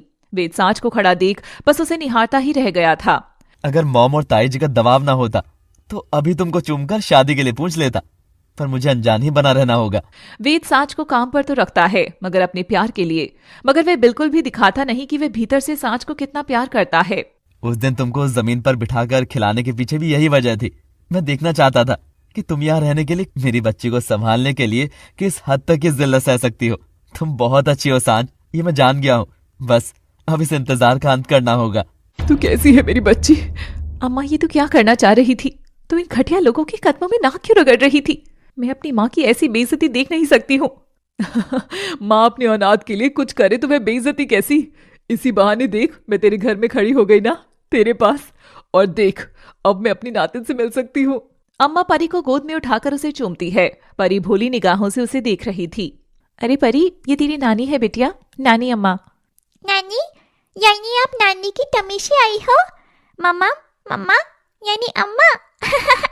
मम्मा मेरी भी तमी से बेबी आएगा क्या? बेटिया तुम भी ना। तुम भी ना क्या? देखो परी बेटा, मैं बताती हूँ। मम्मी दो तरह की होती है, जो टमी से बेबी बाहर निकाले, और दूसरी जिसकी टमी में वे बेबी कभी रहा ही नहीं, फिर भी उसको मम्मा की तरह ही प्यार करे। मम्मा की तरह? पर कैसे? कान्हा की कहानी जैसे। कान्हा ने जन्म लिया था देव की मैया की टमी से, मगर उनको प्यार किया यशोदा मैया ने। उनको पाला पोसा, अपने संस्कार उनमें डाले। तो इसका क्या मतलब हुआ कि जन्म देने वाली भी मम्मी होती है और पालने वाली भी मम्मी होती है। तो क्या समझी मेरी नटखट परी? हाँ, मैं समझ गई। इसका मतलब कि मम्मा होने के लिए जरूरी नहीं कि आप मम्मा बनो, बल्कि मम्मा जैसा महसूस करना आना चाहिए, जैसे मुझे मेरी डॉल के लिए महसूस होता है। वो मेरा बाबू है और मैं उसकी मम्मा, है ना नानी अम्मा? ये सुनते ही सांझ और अम्मा को परी की इतनी समझदार बात पर बहुत प्यार आता है और दोनों उसे थाम कर चूमती हैं। तभी दोनों का ध्यान जाता है कि वहाँ वेद खड़ा सब सुन रहा था। नानी अम्मा, अब तुम घर में घुसकर रिश्ते भी जोड़ने लगी हो मेरी बेटी से। और परी, तुम कभी मुझको सांझ के साथ पुकारती हो तो कभी अजनबियों को नानी और मम्मा बुलाती हो। तुम्हारी तो खबर लेनी पड़ेगी। अच्छे घर की लड़कियां यूं जल्दी से किसी भी उठाए गिरोह पर विश्वास नहीं करती हैं। ये सीखना पड़ेगा तुमको। वेद सर, ये तो बच्ची है बेचारी, इसकी बातों का क्या बुरा मानना। ये सब मेरा किया हुआ है। ये थोड़ा बहुत बोलना शुरू करे, इसलिए मैं इसे बस सिखा रही थी। पर मम्मा, मैं तो सब बोलना जानती हूँ। सांझ परी को चुप होने का इशारा करती है, मगर वो चुप नहीं होती। बोलने दो ना मम्मा। सुनो ना दादी, ये अच्छी घर की लड़कियाँ क्या होती हैं? मुझे तो इतना अच्छा याद है कि शाम को मम्मा घर लौटी थी तो वो जगह मुझे अच्छी लगती थी। और मैं तो आपको सड़क पर मिली थी ना, तो मैं तो सड़क से हुई, अच्छी घर से कैसे हुई? और फिर जब मैं सड़क से आई तो इस घर में आकर देखा तो मम्मा थी ही नहीं। मम्मा जहाँ नहीं, वो अच्छा घर कैसे हुआ दादी? फिर देखो, गॉड जी मम्मा को मेरे पास भेज दिया और अब ये घर भी अच्छा हो गया। आपको भी तो अपनी मम्मा के होने पर ही अच्छा लगता होगा ना, तो फिर इसमें क्या सिखाओगे दादी? वेद परी की बात सुनकर हैरान था। सांझ ने कितना कुछ सिखा दिया था परी को। परी चुप हो जाओ, बस इतना ज्यादा नहीं बोलते। वेद सांझ की ओर बढ़ता है और सांझ की भरी मांग को उजाड़ देता है। तुम शादीशुदा नहीं हो ना सांझ? सब कहानी बस एक झूठ है ना? परी और कोई नहीं, बल्कि तुम्हारी ही बेटी है ना? और खबरदार, अगर अब झूठ बोला तो मैं सब सच जानता हूँ। और वेद अपनी जेब से एक लॉकेट निकाल कर उनको देता है, जिसमें 2 तस्वीर थी, एक परी की और एक सांझ की। परी जब मुझे सड़क पर मिली थी तब मुझे ये इसके गले से मिला था। परी तुम्हारी ही बेटी है ना? वेद की बात सुनकर अम्मा और सांझ का चेहरा सफेद पड़ गया था। जहां सांझ परी से अलग होने की बात से डर रही थी, तभी वह एक बात से बेखबर थी कि वेद एक किन्नर के प्यार में पड़ चुका है। अब देखिए किन्नर माँ कैसे वेद के साथ इस बनते रिश्ते की डोर को संभालेगी। वेद के हाथ में परी का लॉकेट देख सांझ समझ गई थी कि अब यह ड्रामा और आगे नहीं चलने वाला है। वो सर वेद, सिर्फ वेद बुला मुझे। परी तुम्हारी ही बेटी है, ये बात मैं पहले दिन से ही जानता था। साथ ही तुम कोई शादीशुदा नहीं बल्कि एक सिंगल मदर हो, मैं ये बात भी जानता था। बावजूद इसके आपने मुझे घर में आने दिया, पर क्यों? सांझ, तुमने हमारे घर के बहुत से उसूल तोड़े। ना तुम रईस हो तो टूटा रूल नंबर 1, ना ही तुम औरत हो, वो भी शादीशुदा, तो टूटा दूसरा नियम। मगर मुझे इनमें से किसी भी चीज की नहीं पड़ी। मेरे लिए सबसे बड़ी चीज थी उस घमंड का टूटना, जो मेरी माँ और ताई ने अपनी आंखों पर चिपका रखा है। तुमने उस दिन सड़क पर मेरी माँ का अहंकार एक झटके में चूर चूर कर दिया। राह चलती लड़की भी कब क्या पहनेगी, क्या बोलेगी, ये सब कुछ ये अपने अनुसार चाहती थी। अम्मा आप बताओ, दुनिया कभी चली है अपने अनुसार? नहीं लल्ला। अम्मा मुस्कुराते हुए सांझ की ओर देखकर आंख मारती है और सांझ चिढ़कर अम्मा को कोहनी मारती है। नहीं सर, आपकी माँ का स्वभाव भी किसी वजह से इतना सख्त हुआ होगा, कोई तो कारण रहा होगा इसके पीछे। कारण है, मेरी माँ और ताई ने आज तक इस घर में एक लड़की का जन्म तक नहीं होने दिया। पहले खुद की कोख गिराती आई और बाद में जब जैसे ही परिवार में अगर किसी की कोख में बेटी होने का आभास होता तो उसे गिरवा देती। वो कभी चाहती ही नहीं थी कि इस खानदान में लड़कियां कदम रखें। मगर क्यों? कोई तो वजह होगी इस नफरत की। उनकी जलन, उनकी चिढ़। अगर लड़कियां पैदा होती तो कहीं वो उनके हाथ से फिसल जाती, तो कहीं बाहर इश्क कर लेती तो। और यही काम लड़के करे तो? हम लड़कों पर कभी कोई बंदिशें लगी है क्या? अरे हम तो घर के चिराग है मैडम, अगर बुझ भी जाए तो माँ झट से दोबारा तेल भर देती हैं। लड़कों के पाँव में बेड़ियां अगर डल सकती तो आधे अपराध तो वैसे ही कम हो जाते। सांझ वेद की बात सुनकर चिंता में पड़ जाती है। मगर सर, ये कैसी विचारधारा है? अगर लड़की ही जन्म ना लेगी तो फिर कौन माँ बनेगा, कौन जगत में जन्म देगा? ऐसे तो संसार एक बिंदु पर आकर ठहर जाएगा। हाँ सांझ, ये बात तुम और मैं समझते हैं, पर बाकी नहीं। और उन्हें समझाने के लिए बस एक ही विकल्प है हमारे पास। वो कैसा विकल्प? मैं भी मदद करना चाहूंगी। नहीं नहीं अम्मा, आप नहीं कर सकोगी। अरे क्यों नहीं कर सकूंगी लल्ला, तू बोल तो। आज भी इन हड्डियों में बहुत जान है। बोले तो पहाड़ चढ़ जाऊं या नदियां तैर जाऊं। शांत गदाधारी भीम, शांत। इनमें से आपको कुछ नहीं करना। संसार की मदद करने का अब एक ही जरिया है, जो मुझे और सांझ को मिलकर करना है। बताइए सर, मैं जरूर आपकी मदद करूंगी। आपने इस लाचार के सारे राज सीने में दबाकर इस घर में मुझे आने दिया, अपनी बेटी के साथ रहने दिया। आपके एहसानों तले तो मैं दब चुकी हूँ। मेरे साथ बच्ची पैदा करोगी? हम खूब लड़कियां पैदा करेंगे। हर एक लड़की के जन्म से मेरी माँ और ताई जैसी औरतों की सोच पर जोरदार तमाचे लगेंगे। इस दुनिया को सबक सिखाने के लिए हमें मिलकर लड़की को जन्म देना होगा। हाँ, मगर अगर लड़का हुआ तो इन जल्लादों की तरह हम उसे पॉलिथीन में डालकर फेंकेंगे नहीं। हम दोनों अच्छे माँ बाप और दोस्त बनकर हमारे बेटे में भी औरत होने के भाव बचपन से ही डालेंगे। बोलो, दोगी जन्म मेरी कन्याओं को? ये सवाल सुनते ही सांझ का चेहरा सफेद पड़ गया, पर अम्मा शर्मा गई। क्यों अम्मा, कहा था ना तुम इस काम में मेरी मदद नहीं कर सकती हो। अब बोलो, क्या इरादा है? वेद हंसी मजाक करते हुए अम्मा को आंख मारता है। धत पागल। सांझ वेद के सवाल से हिल गई थी। वह लड़खड़ाकर बिस्तर पर बैठ जाती है। तभी वेद आकर उसके घुटने के करीब बैठता है और उसका हाथ थामता है। तुम सोच रही होगी कि कैसा लड़का है, जानते हुए 4 दिन ही हुए हैं। ये सीधे बच्चे पैदा करने के लिए कह रहा है। कितना वाहियात लड़का लग रहा हूंगा मैं तुम्हें। मगर सांझ, वाहियात मैं नहीं। अब तक जो वक्त हम दोनों के मिलने से पहले गुजरा वो रहा, जिसमें तुम मेरे सामने नहीं थी। तुमको जाने चाहे 4 दिन हुए हों चाहे 4 साल या आने वाले 40 साल, क्या फर्क पड़ता है? जितना तुमको जानना था मैं जान चुका हूँ। तुम लड़की हो, मैं लड़का हूँ। आया मौसम शादी करने का। चलो लेट्स गेट्स मैरिड, लव। और हाँ, उस रात डिनर पर तुम्हारे साथ जो बदतमीजी की थी उसके लिए माफी। वो बस परी को लेकर तुम्हारी फीलिंग्स एक बार कंफर्म करना चाहता था। सॉली। मम्मा मम्मा उठ जाओ, डैडी शॉली बोल रहे हैं। तुमको क्या हो गया मम्मा, उठ जाओ ना। सांझ, मैं जानता हूँ कि तुम्हारे लिए बहुत बड़ा फैसला है, इसीलिए तुम्हारी अम्मा के सामने ही करना चाहता था। मैं तुमको वक्त देता हूँ। परसों मेरा जन्मदिन है और शायद लगे हाथ तब तक हम शादी भी रचा लेंगे। मैं तो खास दिनों का संगम करना चाहता हूँ। तुम कल तक भी अगर मुझे जवाब दोगी तो भी मैं हंसते हुए हमारे बर्थडे दिन की तैयारी में जुट जाऊंगा। पर बेटा, तेरी माँ ताई, उनका क्या? अम्मा, माँ और ताई ने अगर मेरी सांझ को अपना लिया तब तो सारा परिवार हंसी खुशी रह लेगा, वरना छोड़ देंगे ये घर। मुझे कोई जायदाद का लालच थोड़ी है। मेरी सांझ मुझे जहां ले चलेगी, आसमान तले, सड़क किनारे, कहीं भी। जो खाने को दे देगी, रूखी सूखी आधी पूरी, कुछ भी। ओढ़ने को एक चादर में ही हम सिमट जाएंगे। मुझे सब मंजूर है। पर अब तो तेरे संग ही है जिंदगी यारा। जी लूं या मर लूं, वो बस तू बता। वेद की आंखें सांझ को देखकर भर आई थी। उसकी आंखों में सच्चा प्यार झलक रहा था। मगर कंचिका ये सारी बातें दरवाजे के पास जाकर सुन लेती है। कंचिका के कानों से तो धुआं निकल गया था।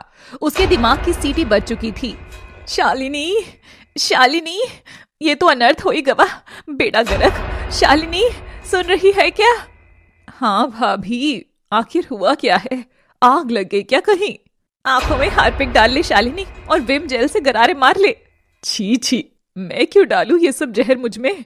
क्योंकि तूने अगर ये नहीं किया तो तेरा परिवार उजड़ जाएगा। तेरा क्या, मेरा भी उजड़ जाएगा। सारा खानदान ही खत्म होने के कगार पर है। दीमक ने पूरे घर की नींव ही खोद दी है। देख देख, मेरे पांव तले से जमीन निकल रही है। सरक सरक सरक, ओहो, सरक सरक सरक। हम तो लुट गए रे रामा, सब बर्बाद हो ही गया रे रामा। शालिनी को कंचिका की एक भी बात समझ नहीं आ रही थी और ना ही कंचिका उसके काबू में आ रही थी। डैडी, आप सड़क पर रहोगे? और नहीं तो क्या, अगर वहां नहीं तो फिर मैं और आपकी मम्मा परियों की दुनिया बसाएंगे। क्यों परी, रहने दोगी ना अपने घर में? हाँ, एक शर्त पर डैडी, मेरे घर का डोर यूनिकॉर्न कलर का होगा और वहाँ ब्रेकफास्ट लेकर लंच एंड डिनर में मैं आपको यूनिकॉर्न कैंडी ही खानी होगी। बोलो, तब तो परी के घर में वेलकम होगा। चलो डील। अब आप डैडी के साथ बाहर चलो और नानी और मम्मा को बातें करने दो। वेद परी को लेकर चला जाता है। तभी दोनों हॉल में चल रहा तमाशा खड़े होकर देखने लग जाते हैं। परी वेद के कंधे पर सवार थी, जैसे जोड़ी हो विक्रम और बेताल की। भाभी भाभी बात तो ठीक से करो। अरे भाभी बस। और शालिनी नाचती कंशिका को एक जोरदार चमाटा मारती है और घर के सन्नाटे में वो चमाट पटाखे की तरह गूंज पड़ता है। कंशिका एक थप्पड़ में सीधी हो जाती है। ये देख वेद और परी को हंसी आ जाती है। डैडी क्या फटा? बेटा जितनी जोर से लगी है पक्का ताई जी का कान तो फट ही गया होगा। ये सुन शालिनी कंशिका दोनों उसे घूर कर देखती हैं। चलो चलो परी, इससे पहले हमको भी चमाटे लगे, चलो भागो। दोनों वहां से चले जाते हैं। तब कंशिका शालिनी की ओर घूर कर देखती है। वह अभी भी अपना गाल सहला रही थी। भाभी सॉरी, पर हुआ क्या है? ये साकाल बाप बेटी मिलजुल कर उसकी नैनी को ही तेरी बहू और उसकी बीवी बनाकर लाने की बात कर रहा है। सांझ की शादी वेद से। और ये भी बता दूं कि अगर तूने मना किया तो वो घर छोड़ने को भी तैयार है। ये सुनते ही दोनों ही फर्श पर पसर कर हाथों से सिर पीटते हुए रोने लग जाती हैं। नहीं भाभी, हमारी किस्मत इतनी खराब कैसे हो सकती है? होती है शालिनी, काफी बार किस्मत ऐसी ही होती है, मगर जब घी सीधी उंगली से ना निकले तो टेढ़ी से और ना ही चम्मच से। इसका मतलब कि? क्या मतलब है भाभी? इसका मतलब कि घी को आंच पर गरम करके उसकी शेप बदलनी पड़ेगी। हमें भी अपना आकार बदलना पड़ेगा। कंशिका शालिनी की ओर देखकर मुस्कुराती है। हाँ सही कहा, अब बस यही कहना है। वेद बेटा, हमको इस शादी से कोई एतराज नहीं है, कोई भी नहीं। अब जरा घर का आखिरी नियम अपने स्वार्थ के लिए तोड़ा जाए। कंशिका अपना फोन निकालती है। एरी मेरी छुटकी, तूने तो क्या सोने की किस्मत पाई हरी। वो इतना चिकना लड़का तुझसे ब्याह के लिए पूछ कर गया। और अम्मा वही तान में आकर तालियां मारकर सांझ के लिए जश्न मनाने लगती है। हाय हाय, मेरी सांझ बनेगी दुल्हन, सज के आएगा वेद राजा, दुनिया बजाएगी खूब बैंड बाजा, दुनिया बजाएगी खूब बैंड बाजा। एरी मेरी सांझ, मैं ना इतनी खुश हूँ ये सब मेरी आंखों से देखकर। हाय हाय, तू दुल्हन बनेगी, वो लाल जोड़ा पहनेगी। हाय हाय, माथे पर चमकीली बिंदिया, नाक में दुल्हन वाली गोल नथुनिया, ऐसे देख तो ऐसे करके पहनेगी।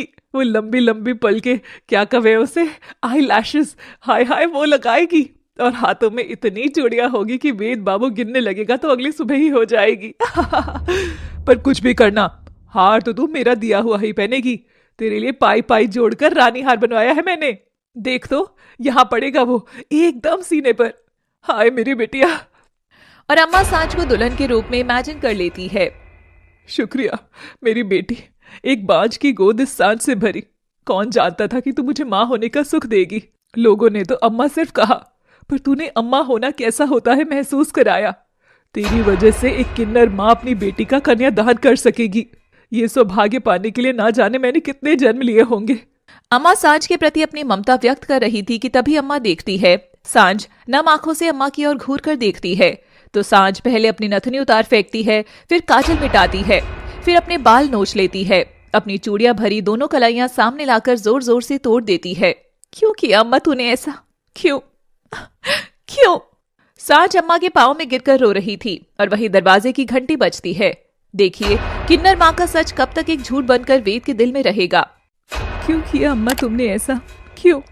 सांझ, मैंने क्या किया? अगर तू मुझे दूर न भेजती तो मैं कभी अपनी जिंदगी की इतनी बड़ी लड़ाई में नहीं पड़ती। ना मुझे कचरे में पड़ी वो बच्ची मिलती जिसने नन्ही उंगलियों से मेरे हाथ को इतना कस के थामा कि मेरी अंदर की ममता जगा दी। जबकि मुझे मेरी हद जाननी चाहिए थी कि सांझ तू एक किन्नर है, किन्नर। तू कभी माँ नहीं बन सकती, नहीं बन सकती। और परी चली गई थी ना मेरी जिंदगी से, इस आलीशान महल में आकर रह रही थी ना। ये भी तू जानती थी ना अम्मा। मैं रोकर बिलख कर 2-4 दिन में अपने आप ठीक हो जाती, मगर तूने मुझे फिर से क्यों भेजा परी के पास? नहीं चाहिए मुझे ये ममता, ये बहुत दर्द देती है रे माई, बहुत दर्द देती है।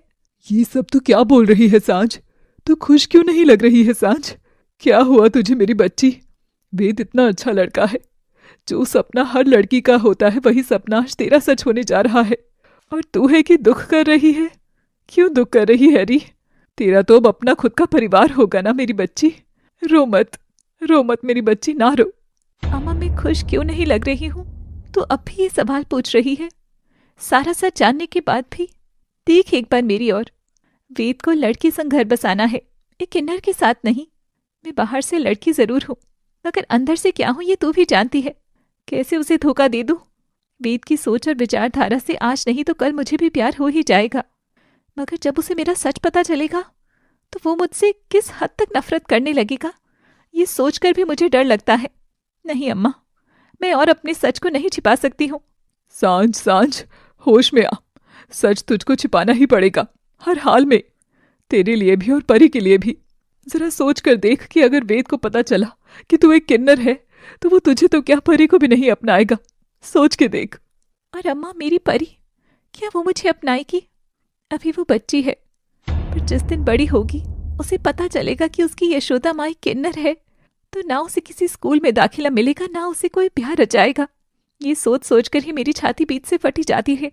मैं अपना राज बताऊं या छिपाऊं, इसे सोचकर ही मैं मर जाऊंगी। मैं अम्मा मर जाऊंगी।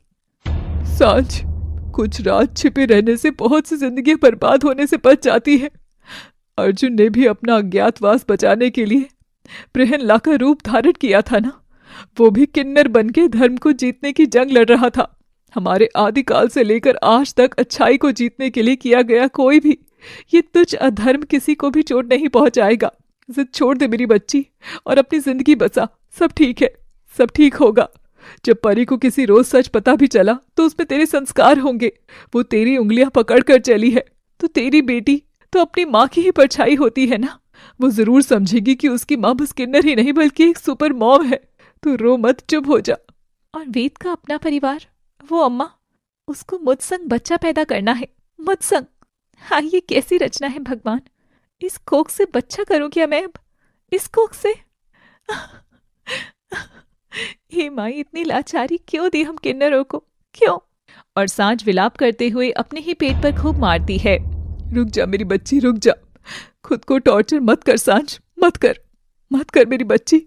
अम्मा कैसे बताऊं वेद को कि जिस सूरत और सीरत से वो प्यार कर बैठा है, उसके बीच की अड़चन ये शरीर है माँ, ये शरीर।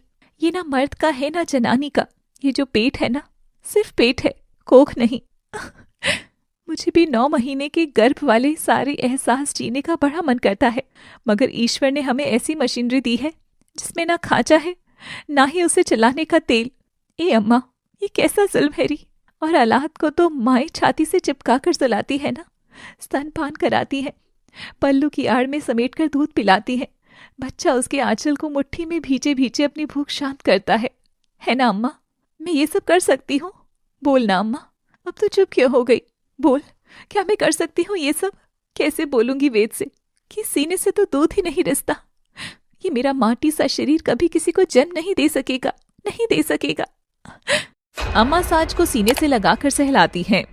जिन लोगों के शरीर में ये कोख है, ये सीना भी है, उस सीने से दूध भी रिसता है, पर उनके पास अगर माँ का दिल नहीं तो इस मशीन के होने पर भी वो क्या माँ कहलाएंगी? माँ होने के लिए तुम्हारे पास ये ममता भरा दिल है ना मेरी बच्ची, बस ये दिल ही काफी है। खुद को मत कोस। हम किन्नर कुदरत की गलती नहीं, उनका नायाब रचना है, एकदम नायाब। हमारे जैसा कोई नहीं है, इसलिए ना हम नर में गिने जाते हैं ना नारी में। हमारा दर्जा सबसे खास है, इसलिए हमारी दी गई दुआएं वरदान हैं, और हाय शाप, और तुझको मेरी खूब दुआएं हैं। एक दिन यही समाज जो आज तेरी पहचान को कुचल रहा है ना, वही तुझे किन्नर माँ के नाम से जानेगा, किन्नर माँ के नाम से जानेगा। अम्मा सांझ को सीने से लगाकर खूब रो रही थी और तभी दरवाजे पर ठक ठक होती है। माँ बेटी का तमाशा खत्म हो गया हो तो एक और तमाशे के लिए बाहर आ जाओ। अम्मा सांझ एक दूसरे का चेहरा देखते हैं और दरवाजा खोलकर बाहर आते हैं तो वहाँ दरवाजे पर किन्नरों की टोली खड़ी थी, जिसमें चंदा और कचरी भी थे। दोनों अम्मा की ओर देखते हैं, जो कि एक आम औरत के रूप में थी। आखिर शालिनी और कंचिका अब क्या कुल खिलाने वाले थे जो किन्नरों को घर में प्रवेश न देने वाले परिवार ने किन्नरों की पूरी टोली को ही घर में बुला लिया था। चंदा अम्मा की ओर बढ़ रही थी। ये देख सांझ और अम्मा घबरा रहे थे। तभी दरवाजे पर वेद और परी भी आ जाते हैं। मॉम, ये सब यहाँ क्या हो रहा है? चुप रहे और बस तमाशे देख। चंदा अम्मा के पास आकर पलट जाती है। ये सब किन्नर तो मुझे पहचानते हैं। अगर इन्होंने जरा सी भी हरकत मेरे लिए कर दी तो मेरी बच्ची सांझ का घर तो बसने से पहले ही उजड़ जाएगा। ए क्या री सेठानी, खाली फोकट हमारा टाइम वेस्ट किया ना। तू तो बोली कि इधर कोई एक छोटी बच्ची है और काला लड़का है, पर ये तो कोई सुंदर शरीफ छोकरी लोग लग रही है। चिकना और बच्ची कहाँ है? अरे वो तो ये रहे, देखो ठीक तुम्हारे पीछे। चंदा और कजरी लोग पलटती हैं तो परी और वेद को देख जोर से तालियां बजाती हैं। हाय हाय, एकदम चिकना है। चलो रे सखियों, अपने ढोल ताशे नगाड़े लाओ और जश्न मनाओ। इस घर में 2-2 कन्या के पाँव पड़ रहे हैं। बहू और पोती दोनों को सुख मिल रहा है तुझे सेठानी? अब तो बख्शीश दुगनी ही लगेगी। हाय हाय। सब किन्नर वहीं अपनी ढोलक पेटी लेकर बैठ जाती हैं और जश्न मनाने लगती हैं। परी उनके तान पर झूम रही थी। वेद सांझ को देखकर खुश था। वेद अपनी माँ के पास जाता है। मॉम, मेरे बिना कहे ये सब तुमने मेरे लिए मॉम? ओह थैंक्स मॉम। पर सांझ, क्या तुमने उससे पूछा? अरे बेटा, उससे पूछ करके ही तो किया है। अब देखो, कल सांझ की हल्दी है और परसों तुम दोनों की शादी। शालिनी चंदा और कंशी को घूर रही थी। कंशिका फोन निकालकर अपनी एक दोस्त को फोन करती है। सुन संतोष, तेरी वो किन्नरों की टोली है ना, उसे यहाँ भेजकर तमाशा करने को बोल। आज इसकी माँ और सांझ दोनों को जलील करना है। कंशिका फोन रखकर बड़ी खुश होती है। तुम करना क्या चाह रही हो भाभी? तो बस देखती जा। इस माँ बेटी को 2 दिन में तारे दिखाकर किन्नर की तरह ना नचवा दिया ना, तो मेरा नाम भी कंशिका नहीं। चंदा भी शालिनी को घूर रही थी। हाय हाय, जिस अम्मा ने हमको इज्जत की 2 रोटी दी, हम उसी के खिलाफ यहाँ तमाशा करेंगे क्या? हम किन्नर जरूर हैं सेठानी, मगर तुझ जैसी औरत की तरह काला मन नहीं रखते। चंदा अपनी टोली के साथ जश्न मनाती है तो वेद उन्हें खूब सारे पैसे देता है और तभी चंदा आधे पैसे परी को दे देती है। अरे ये क्या बहन? अरे जब बहन ही बोल दिया तो ये मासी अपनी बिटिया को शगुन का नेक नहीं दे सकती क्या? अरे भगवान मेरी बहना को सारी खुशियां दे, तुझे हमारी सारी दुआएं लगे और तेरी सारी बुलाएं जल जाएं। चंदा सांझ का चेहरा सहलाकर अम्मा को इशारे में प्रणाम कहकर चली जाती है। अच्छा सांझ, अब मैं भी चलती हूँ। तेरी शादी का नेक भी तो तैयार करना है। मिलती हूँ जल्दी। वेद अम्मा के बड़े ही आदर से पांव छूता है। इतने सम्मान की अम्मा को उम्मीद भी नहीं थी। मैं तो तुम जैसे धनी लल्ला को क्या दूं? बस दुआ में यही दूंगी कि पति पत्नी का साथ जिस्मानी से ज्यादा विश्वास का हो, रूहानी हो। चुक चुक जियो दोनों। सांझ वेद के करीब जाकर उसका हाथ थाम लेता है और कंशिका और शालिनी की सारी चाल वहीं ध्वस्त हो जाती है। अम्मा अपनी किन्नर टोली के पास जाकर उनको थैंक यू बोलती है। आज मेरे मान के साथ साथ तुमने उस भाग्य वाली सांझ की भी इज्जत बचा ली सखियों। अम्मा, तू हम सबका पिलर है और वो तेरी जान। हर किसी की किस्मत में कहाँ है माँ का एहसास, पर तू हमारी माँ है और हम सब तेरी औलाद। अपनी माँ को बचाने के लिए ऐसी लाखों पैसे वार दे हम। अम्मा की आंखें खुशी से भर जाती हैं और सारी किन्नरें आकर उसे गले लग जाती हैं। उधर वेद भी सांझ को गले लगा लेता है और सांझ भी वेद से शादी करने का फैसला ले ही लेती है। डर लग रहा है? बहुत। मुझसे नहीं, अपने सच से। तो मत बताओ अपना सच। कुछ सच छुपाए रखने से रिश्ते बच जाएं तो उन्हें कभी बाहर नहीं निकालना चाहिए।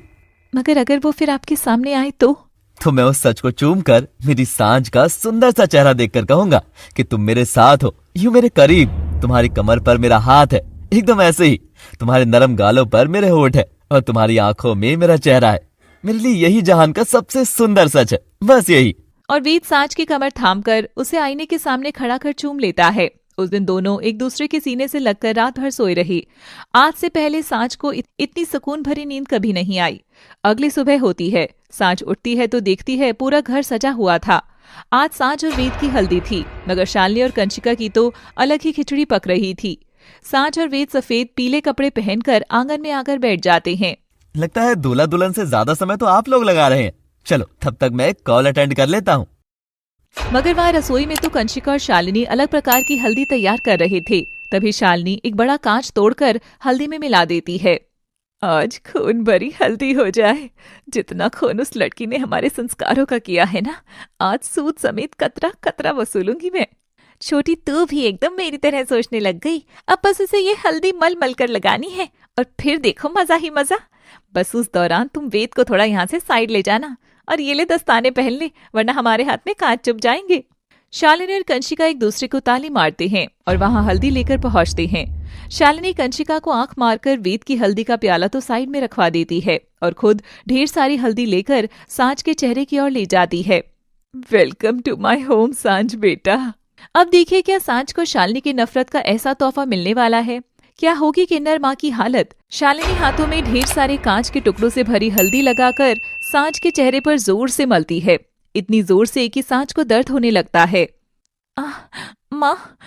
शालिनी ये देख बड़ी खुश होती है और ज्यादा हल्दी लेकर उसको लगाती है। फिर कंचिका के पास जाकर खड़ी हो जाती है। बस अब 3 तक गिनती करना, उसके बाद खून की नदियां बहेंगी नदियां। शालिनी कंचिका को कुछ सेकंड देखते हैं, मगर सांच के चेहरे से खून नहीं रिसता। ये देख दोनों की आंखें फटी की फटी रह जाती हैं। मॉम, ताई जी, मुझे हल्दी नहीं लगाओगे? इधर आओ, जरा देखो, आप लोगों को जादू दिखाऊं। और वेद हल्दी के प्याले से ढेर सारी हल्दी लेकर अपने हाथों पर मलता है, जिसे लगाते ही पल भर में वेद के हाथ से खून टपकने लग जाता है। उसका हाथ पीले के बजाय लाल हो गया था। शालिनी कंचिका देखकर व्याकुल होकर वेद का हाथ साफ करने के लिए दौड़ती हैं। हाय मेरा बच्चा, ये क्या हुआ? ये वाली हल्दी क्यों लगा ली तूने? नहीं नहीं, हाय कितना दर्द हो रहा होगा मेरे बच्चे को। क्यों मॉम? अपना ये बोया हुआ जहरीला बबूल जब मैंने चख लिया तो तुमको दर्द हुआ? क्योंकि तुम तो मेरे लिए मीठा आम लगाने वाली थी ना, क्योंकि मैं तुम्हारा बेटा हूँ। और अगर ये कांच मिलाई हल्दी सांच का खून निकालती तो तुमको बड़ा अच्छा लगता है ना? अपनी औलाद का खून तो तुमको इतना प्यारा, और दूसरे के घर की बेटी को बहू बना कर ला रही हो, तो उसके खून से तुमको कोई भी प्रीत नहीं है।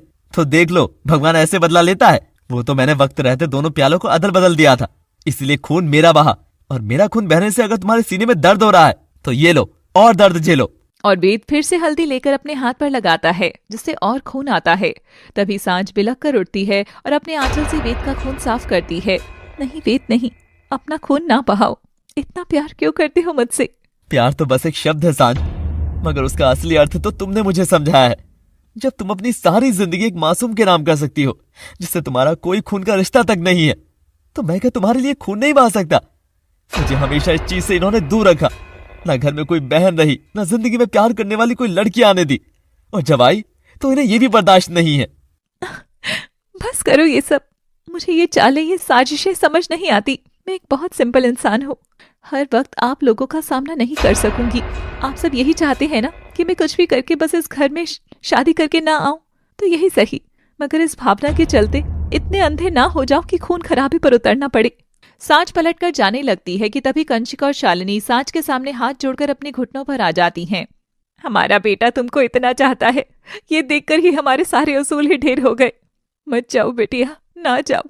हम तो सिर्फ धन से ही धनी हो सके, पर रिश्तों में कितने कंगाल हैं। ये देखकर हमारी आंखें खुल गई। हमको तुम दोनों के रिश्ते से कोई एतराज नहीं है। ये शादी बड़ी ही धूमधाम से होगी। अब से घर के बाहर कोई तख्ती नहीं होगी। घर में भिखारियों को भीख मिलेगी और गरीबों को दान भी। किन्नरों संग जश्न भी मनेगा और कुंवारियों संग राखी भी।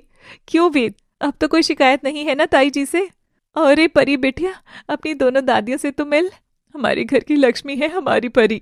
शालिनी कंचिका परी को गोद में उठाकर खूब लाड करती हैं और दोनों बड़ी औरतें सांच और वेद को आशीर्वाद कर सांच को दुल्हन की तरह तैयार करते हैं और मंडप सजा होता है। पंडित तैयार होता है। दूल्हा सामने मंडप में खड़ा होता है। अम्मा भी आम अम्मा की तरह कन्यादान करने आ गई थी। परी सांच का हाथ थामे हुए थी और सांच दुल्हन बनकर मंडप की ओर बढ़ रही थी। सांच वेद का चेहरा देखती है, कितना खुश लग रहा था। क्या होगा इस दीवाने लड़के का जब इसे पता चलेगा कि इसकी शादी में एक लड़की से नहीं, जीती जागती किन्नर से हुई है। तभी वे परी का चेहरा देखती है। कितनी खुश थी वो भी अपनी माँ को दुल्हन बना देख। सब कितना झूठ है, ये सब झूठ ही तो है। हे, शायद डर रही है मेरी बच्ची। सांझ अपने कदम रोक लेती है। तभी चंदा और कजरी उसके पास आकर उसका हाथ थामते हैं और धीमे से कहते हैं, पगली, अगर आज ये कदम रुक गए ना तो ना जाने ऐसी कितनी और सखियों के सपने चूर हो जाएंगे। हम जैसे लोगों को भी जीवन में प्यार मिल सकता है। तूने तो हमें इसकी उम्मीद जगाई है। डर मत तू, आगे बढ़ सांझ, हमारी दुआएं खाली नहीं जाएंगी, तेरा घर जरूर बसेगा। और सांझ लंबी सांस लेते हुए मंडप में वेद के पास आ खड़ी होती है। वेद सांझ का हाथ थामता है और अम्मा उसका कन्यादान कराती है। एक किन्नर के हाथों कन्यादान होना सबसे बड़ी बात थी। कहा जाता है जगत में किन्नर होने पर वह माँ होने से भी दूर हो जाएगा, मगर माँ शब्द के लिए आप नर नारी हैं या एक किन्नर कोई फर्क नहीं पड़ता। यूं तो मामा शब्द में 2 बार माँ आता है। ममता के लिए कोई जेंडर नहीं होता, चाहे वो मेल हो या फीमेल या थर्ड जेंडर। उम्मीद है हमारी कहानी से आपको बहुत सी भ्रांतियां टूट गई होंगी। अम्मा की आंखें नम थी। वह सांझ की ओर देखकर उसे धन्यवाद कहती है। वेद और सांझ संग फेरे ले लेता है। वेद सांझ की मांग में जैसे ही सिंदूर भरने लग जाता है, उसका जीवन तो रोशनी से भर उठता है। सारे किन्नर जश्न मनाने लग जाते हैं। समाज में किन्नरों के अस्तित्व पर लगी हाथ पांव में ना दिखने वाली बेड़ियां एक एक करके टूटने लगी थी। सांझ वेद की ओर देखती है और उसका हाथ चूमकर उसके सीने से लग जाती है। आखिरकार कर ही ली ना तूने अपनी मनमानी, पर इस बार तेरी मनमानी बड़ी ही सुंदर लग रही है। तुम दोनों का कमरा हमने अपने हाथों से सजाया है। जाओ जाकर क्वालिटी टाइम बिताओ। Mom come on, don't be so naughty. लो अब इसको हम नॉटी लगने लग गए। अरे भाई, शादी के समय में सुहागरात में क्वालिटी टाइम ही तो बिताते हैं, कोई 3 पत्ती थोड़ी ना खेलते हैं। तू भी ना शालिनी, चल लोगों को विदा करते हैं। और सब जाने लगते हैं। अम्मा सांझ और वेद को आशीर्वाद देती है और सांझ के गले लगकर उसके कान में कुछ फुसफुसाती है। याद है ना, आज की रात हम लोगों के लिए खास होती है, भूलना। और जब सब चले जाते हैं, सांझ सेज पर आकर बैठ जाती है और कुछ देर में वेद भी कमरे में आ जाता है। वह सांझ के करीब आने लगता है, तब वह उसे रोक देती है। अगर वेद मेरे साथ नहीं, तब तो मेरा सच बाहर आ जाएगा। जब तक राज दबा रहे तब तक दबाए रखूंगी। रुकिए, क्या जरूरी है पहली रात को पहली रात ही मनाया जाए? हम वक्त भी तो ले सकते हैं। अरे ये क्या पागल सा सवाल है। ऑफ कोर्स पहली रात को पहले दिन ही करते हैं, बाद में तो रातें पुरानी हो जाती है ना। और वैसे भी अब मैं तुम्हारा पति हूँ, तो रात में तो इच्छा मेरे ही ऊपर रहेगी। और अभी तो मेरी इच्छा है कि मैं तुमको जी भर कर प्यार करूं। और वेद सांझ के एकदम करीब आ जाता है तो वह डर के मारे आंखें बंद कर लेती है, पर वेद कुछ किए बिना ही बस उसका माथा चूमकर छोड़ देता है। ये देख सांझ अचंभित हो जाती है। अरे बाबा, रात और दिन अब तुम संग ही तो रहना है, तुम अपना पूरा वक्त लो, मुझे कोई जल्दी नहीं है। सांझ के मन में वेद को लेकर बार बार इज्जत बढ़ती जा रही थी और दोनों करवटें मोड़कर सो जाते हैं। आधी रात होती है और सांझ की आंख खुलती है। उसे अम्मा की बात याद आती है और वो उठकर घर से पास आकर एक खंडर के बाहर जाकर खड़ी हो जाती है, जहां पूरी किन्नर टोली सजी धजी खड़ी थी। अम्मा सांझ को देख बड़ी खुश होती है और उसे भी एक लाल साड़ी देती है। सांझ अंदर जाकर तैयार होकर एकदम किन्नर रूप में बाहर आती है, मगर हर बार से इस बार उसके रूप में एक बहुत बड़ा फर्क था। वो तो था लाल सिंदूर का। सांझ की मांग में गहरा लाल बड़ा सा सिंदूर लगा था। अम्मा जमीन पर बहुत सारी लकड़ियां जलाकर वहां एक लाल चुंदड़ी रख देती है। ये हमारी बहुचारा माता का आशीर्वाद है और उसी की वजह से आज हम में से एक किन्नर को सुहाग प्राप्त हुआ है। आज का ये दहन हम समाज की हर बुराइयां, हर तानों और हर बंदिशों के लिए करेंगे। सब एक दूसरे का हाथ थाम कर घेरा बनाकर जश्न मनाओ। सब किन्नर तालियां मारकर नाचकर सांझ की नई जिंदगी का जश्न मनाते हैं। बहुत खुश थे सब। अम्मा, तूने हम सबको नई जिंदगी दी है। आज से तेरी मेहनत करना बंद और अब तू बस आराम करेगी। अरे इस उम्र में मैं घर बैठूंगी तो ये घुटने जाम हो जाएंगे। अभी तो इन पांवों को बहुत चलना है। पता नहीं हम जैसे और कितने बच्चे होंगे जिन्हें उनकी पहचान के लिए लड़ना पड़ता होगा। अम्मा, क्यों ना हम अभी एक नई शुरुआत करें। मैंने बड़े शहर जाकर सोशल वर्क की डिग्री तो ले ली थी। हम अपनी एक फाउंडेशन खोल लेते हैं जिसमें हम जैसे हर उम्र के किन्नर आकर रह सकते हैं। धीरे धीरे हमारा परिवार भी बढ़ेगा और किसी को अपने शरीर से लड़ना भी नहीं पड़ेगा। और उसका नाम होगा अम्मा। और तू बस सिर्फ हमारी माँ नहीं, सबकी किन्नर अम्मा बन जाएगी। अम्मा ये सुनकर इमोशनल हो जाती है। सांझ भी रो देती है। क्या हुआ मेरी लाडो को? पर मेरा क्या, मैं जो दूसरों की पहचान की बात कर रही हूँ, यहाँ मैं खुद को लड़की बताकर एक झूठ में क्या आजीवन कैद रहूंगी अम्मा? वेद अच्छे हैं, बहुत अच्छे हैं, मगर मेरे झूठ को वो क्यों जिए? नहीं अम्मा, ये सोच सोचकर मेरा सीना भारी हो जाता है। तभी चंदा सांझ को इशारा करती है। सब लोग पलटकर देखते हैं तो वहाँ वेद, शालिनी, कंशिका खड़े थे और वेद की गोद में परी थी। सांझ उन सबको साथ देकर सफेद पड़ जाती है। सबके चेहरे पर भयंकर गुस्सा था। वेद सांझ की ओर बढ़ता है। सांझ की नजरें लाज के मारे झुकी थी। चलो सांझ, घर चलो, और हाँ, अपनी सब सखियों को भी ले चलो, वहां चलकर जश्न मनाएंगे। ठंड बढ़ रही है, तुम बीमार पड़ सकती हो। सांझ वेद को घूर कर देख रही थी। हाँ, मैं पहले से जानता था कि मैं जिससे प्यार कर बैठा हूँ वो कोई आम लड़की नहीं है, बल्कि वो तो लड़की ही नहीं है, तुम एक किन्नर हो। ये बात मैं तुमसे मिलने से पहले से जानता हूँ सांझ। ये सुनकर सबके मुंह खुले के खुले रह गए थे। लल्ला, जानते हुए भी तुमने सांझ को चुना? बच्चा लड़का होगा या लड़की, अंधा होगा या बहरा होगा, नॉर्मल होगा या एबनॉर्मल होगा, क्या माँ उसे पैदा करने से पहले ये सब सोचती है? नहीं ना। प्यार भी ऐसी ही चीज है। मैंने सोचा नहीं था कि सांझ से प्यार कर बैठूंगा, और जब प्यार हुआ तो ये भूल गया कि इसके और मेरे बीच समाज का एक बहुत बड़ा ताना खड़ा है कि अरे ये तो किन्नर से प्यार कर बैठा है। अब हो गया तो हो गया प्रेम। मगर आप सब कैसे, मतलब? तुम जब सड़क पर मेरी गाड़ी से टकराई थी तब वहां केवल तुम्हारे नाम वाले कागज नहीं, बल्कि एक कागज और था, अम्मा फाउंडेशन के पोस्टर का। अम्मा सांझ शहर में आपकी फाउंडेशन को शुरू करने के सिलसिले में फंडर्स से मिलने आई थी। अरे ऐसे क्या घूर रही हो बेबी, ये इंटरनेट का जमाना है, यहाँ सब मिलता है। यूट्यूब पर तुम्हारा पूरा इंटरव्यू डला हुआ है।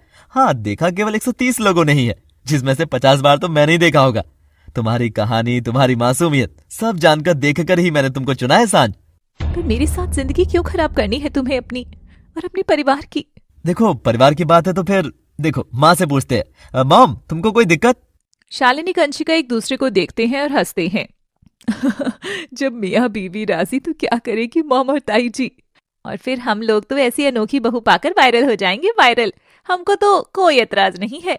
और रही बात मेरी, तो सांझ हम सब वक्त बदलने की बात करते हैं, पर शुरुआत कोई नहीं करता। अब शुरू तो किसी न किसी को करना ही होगा ना। और जब मेरी शुरुआत ही मेरी बीवी जितनी हसीन है तो मुझे तो कोई एतराज ही नहीं है। इस बार सांझ को वेद से प्यार हो ही गया था। वह उसके गले लगती है। मम्मा, मुझे ज्यादा समझ नहीं आया, पर पता है तुम मेरी स्पेशल मम्मा हो। Love you mamma daddy.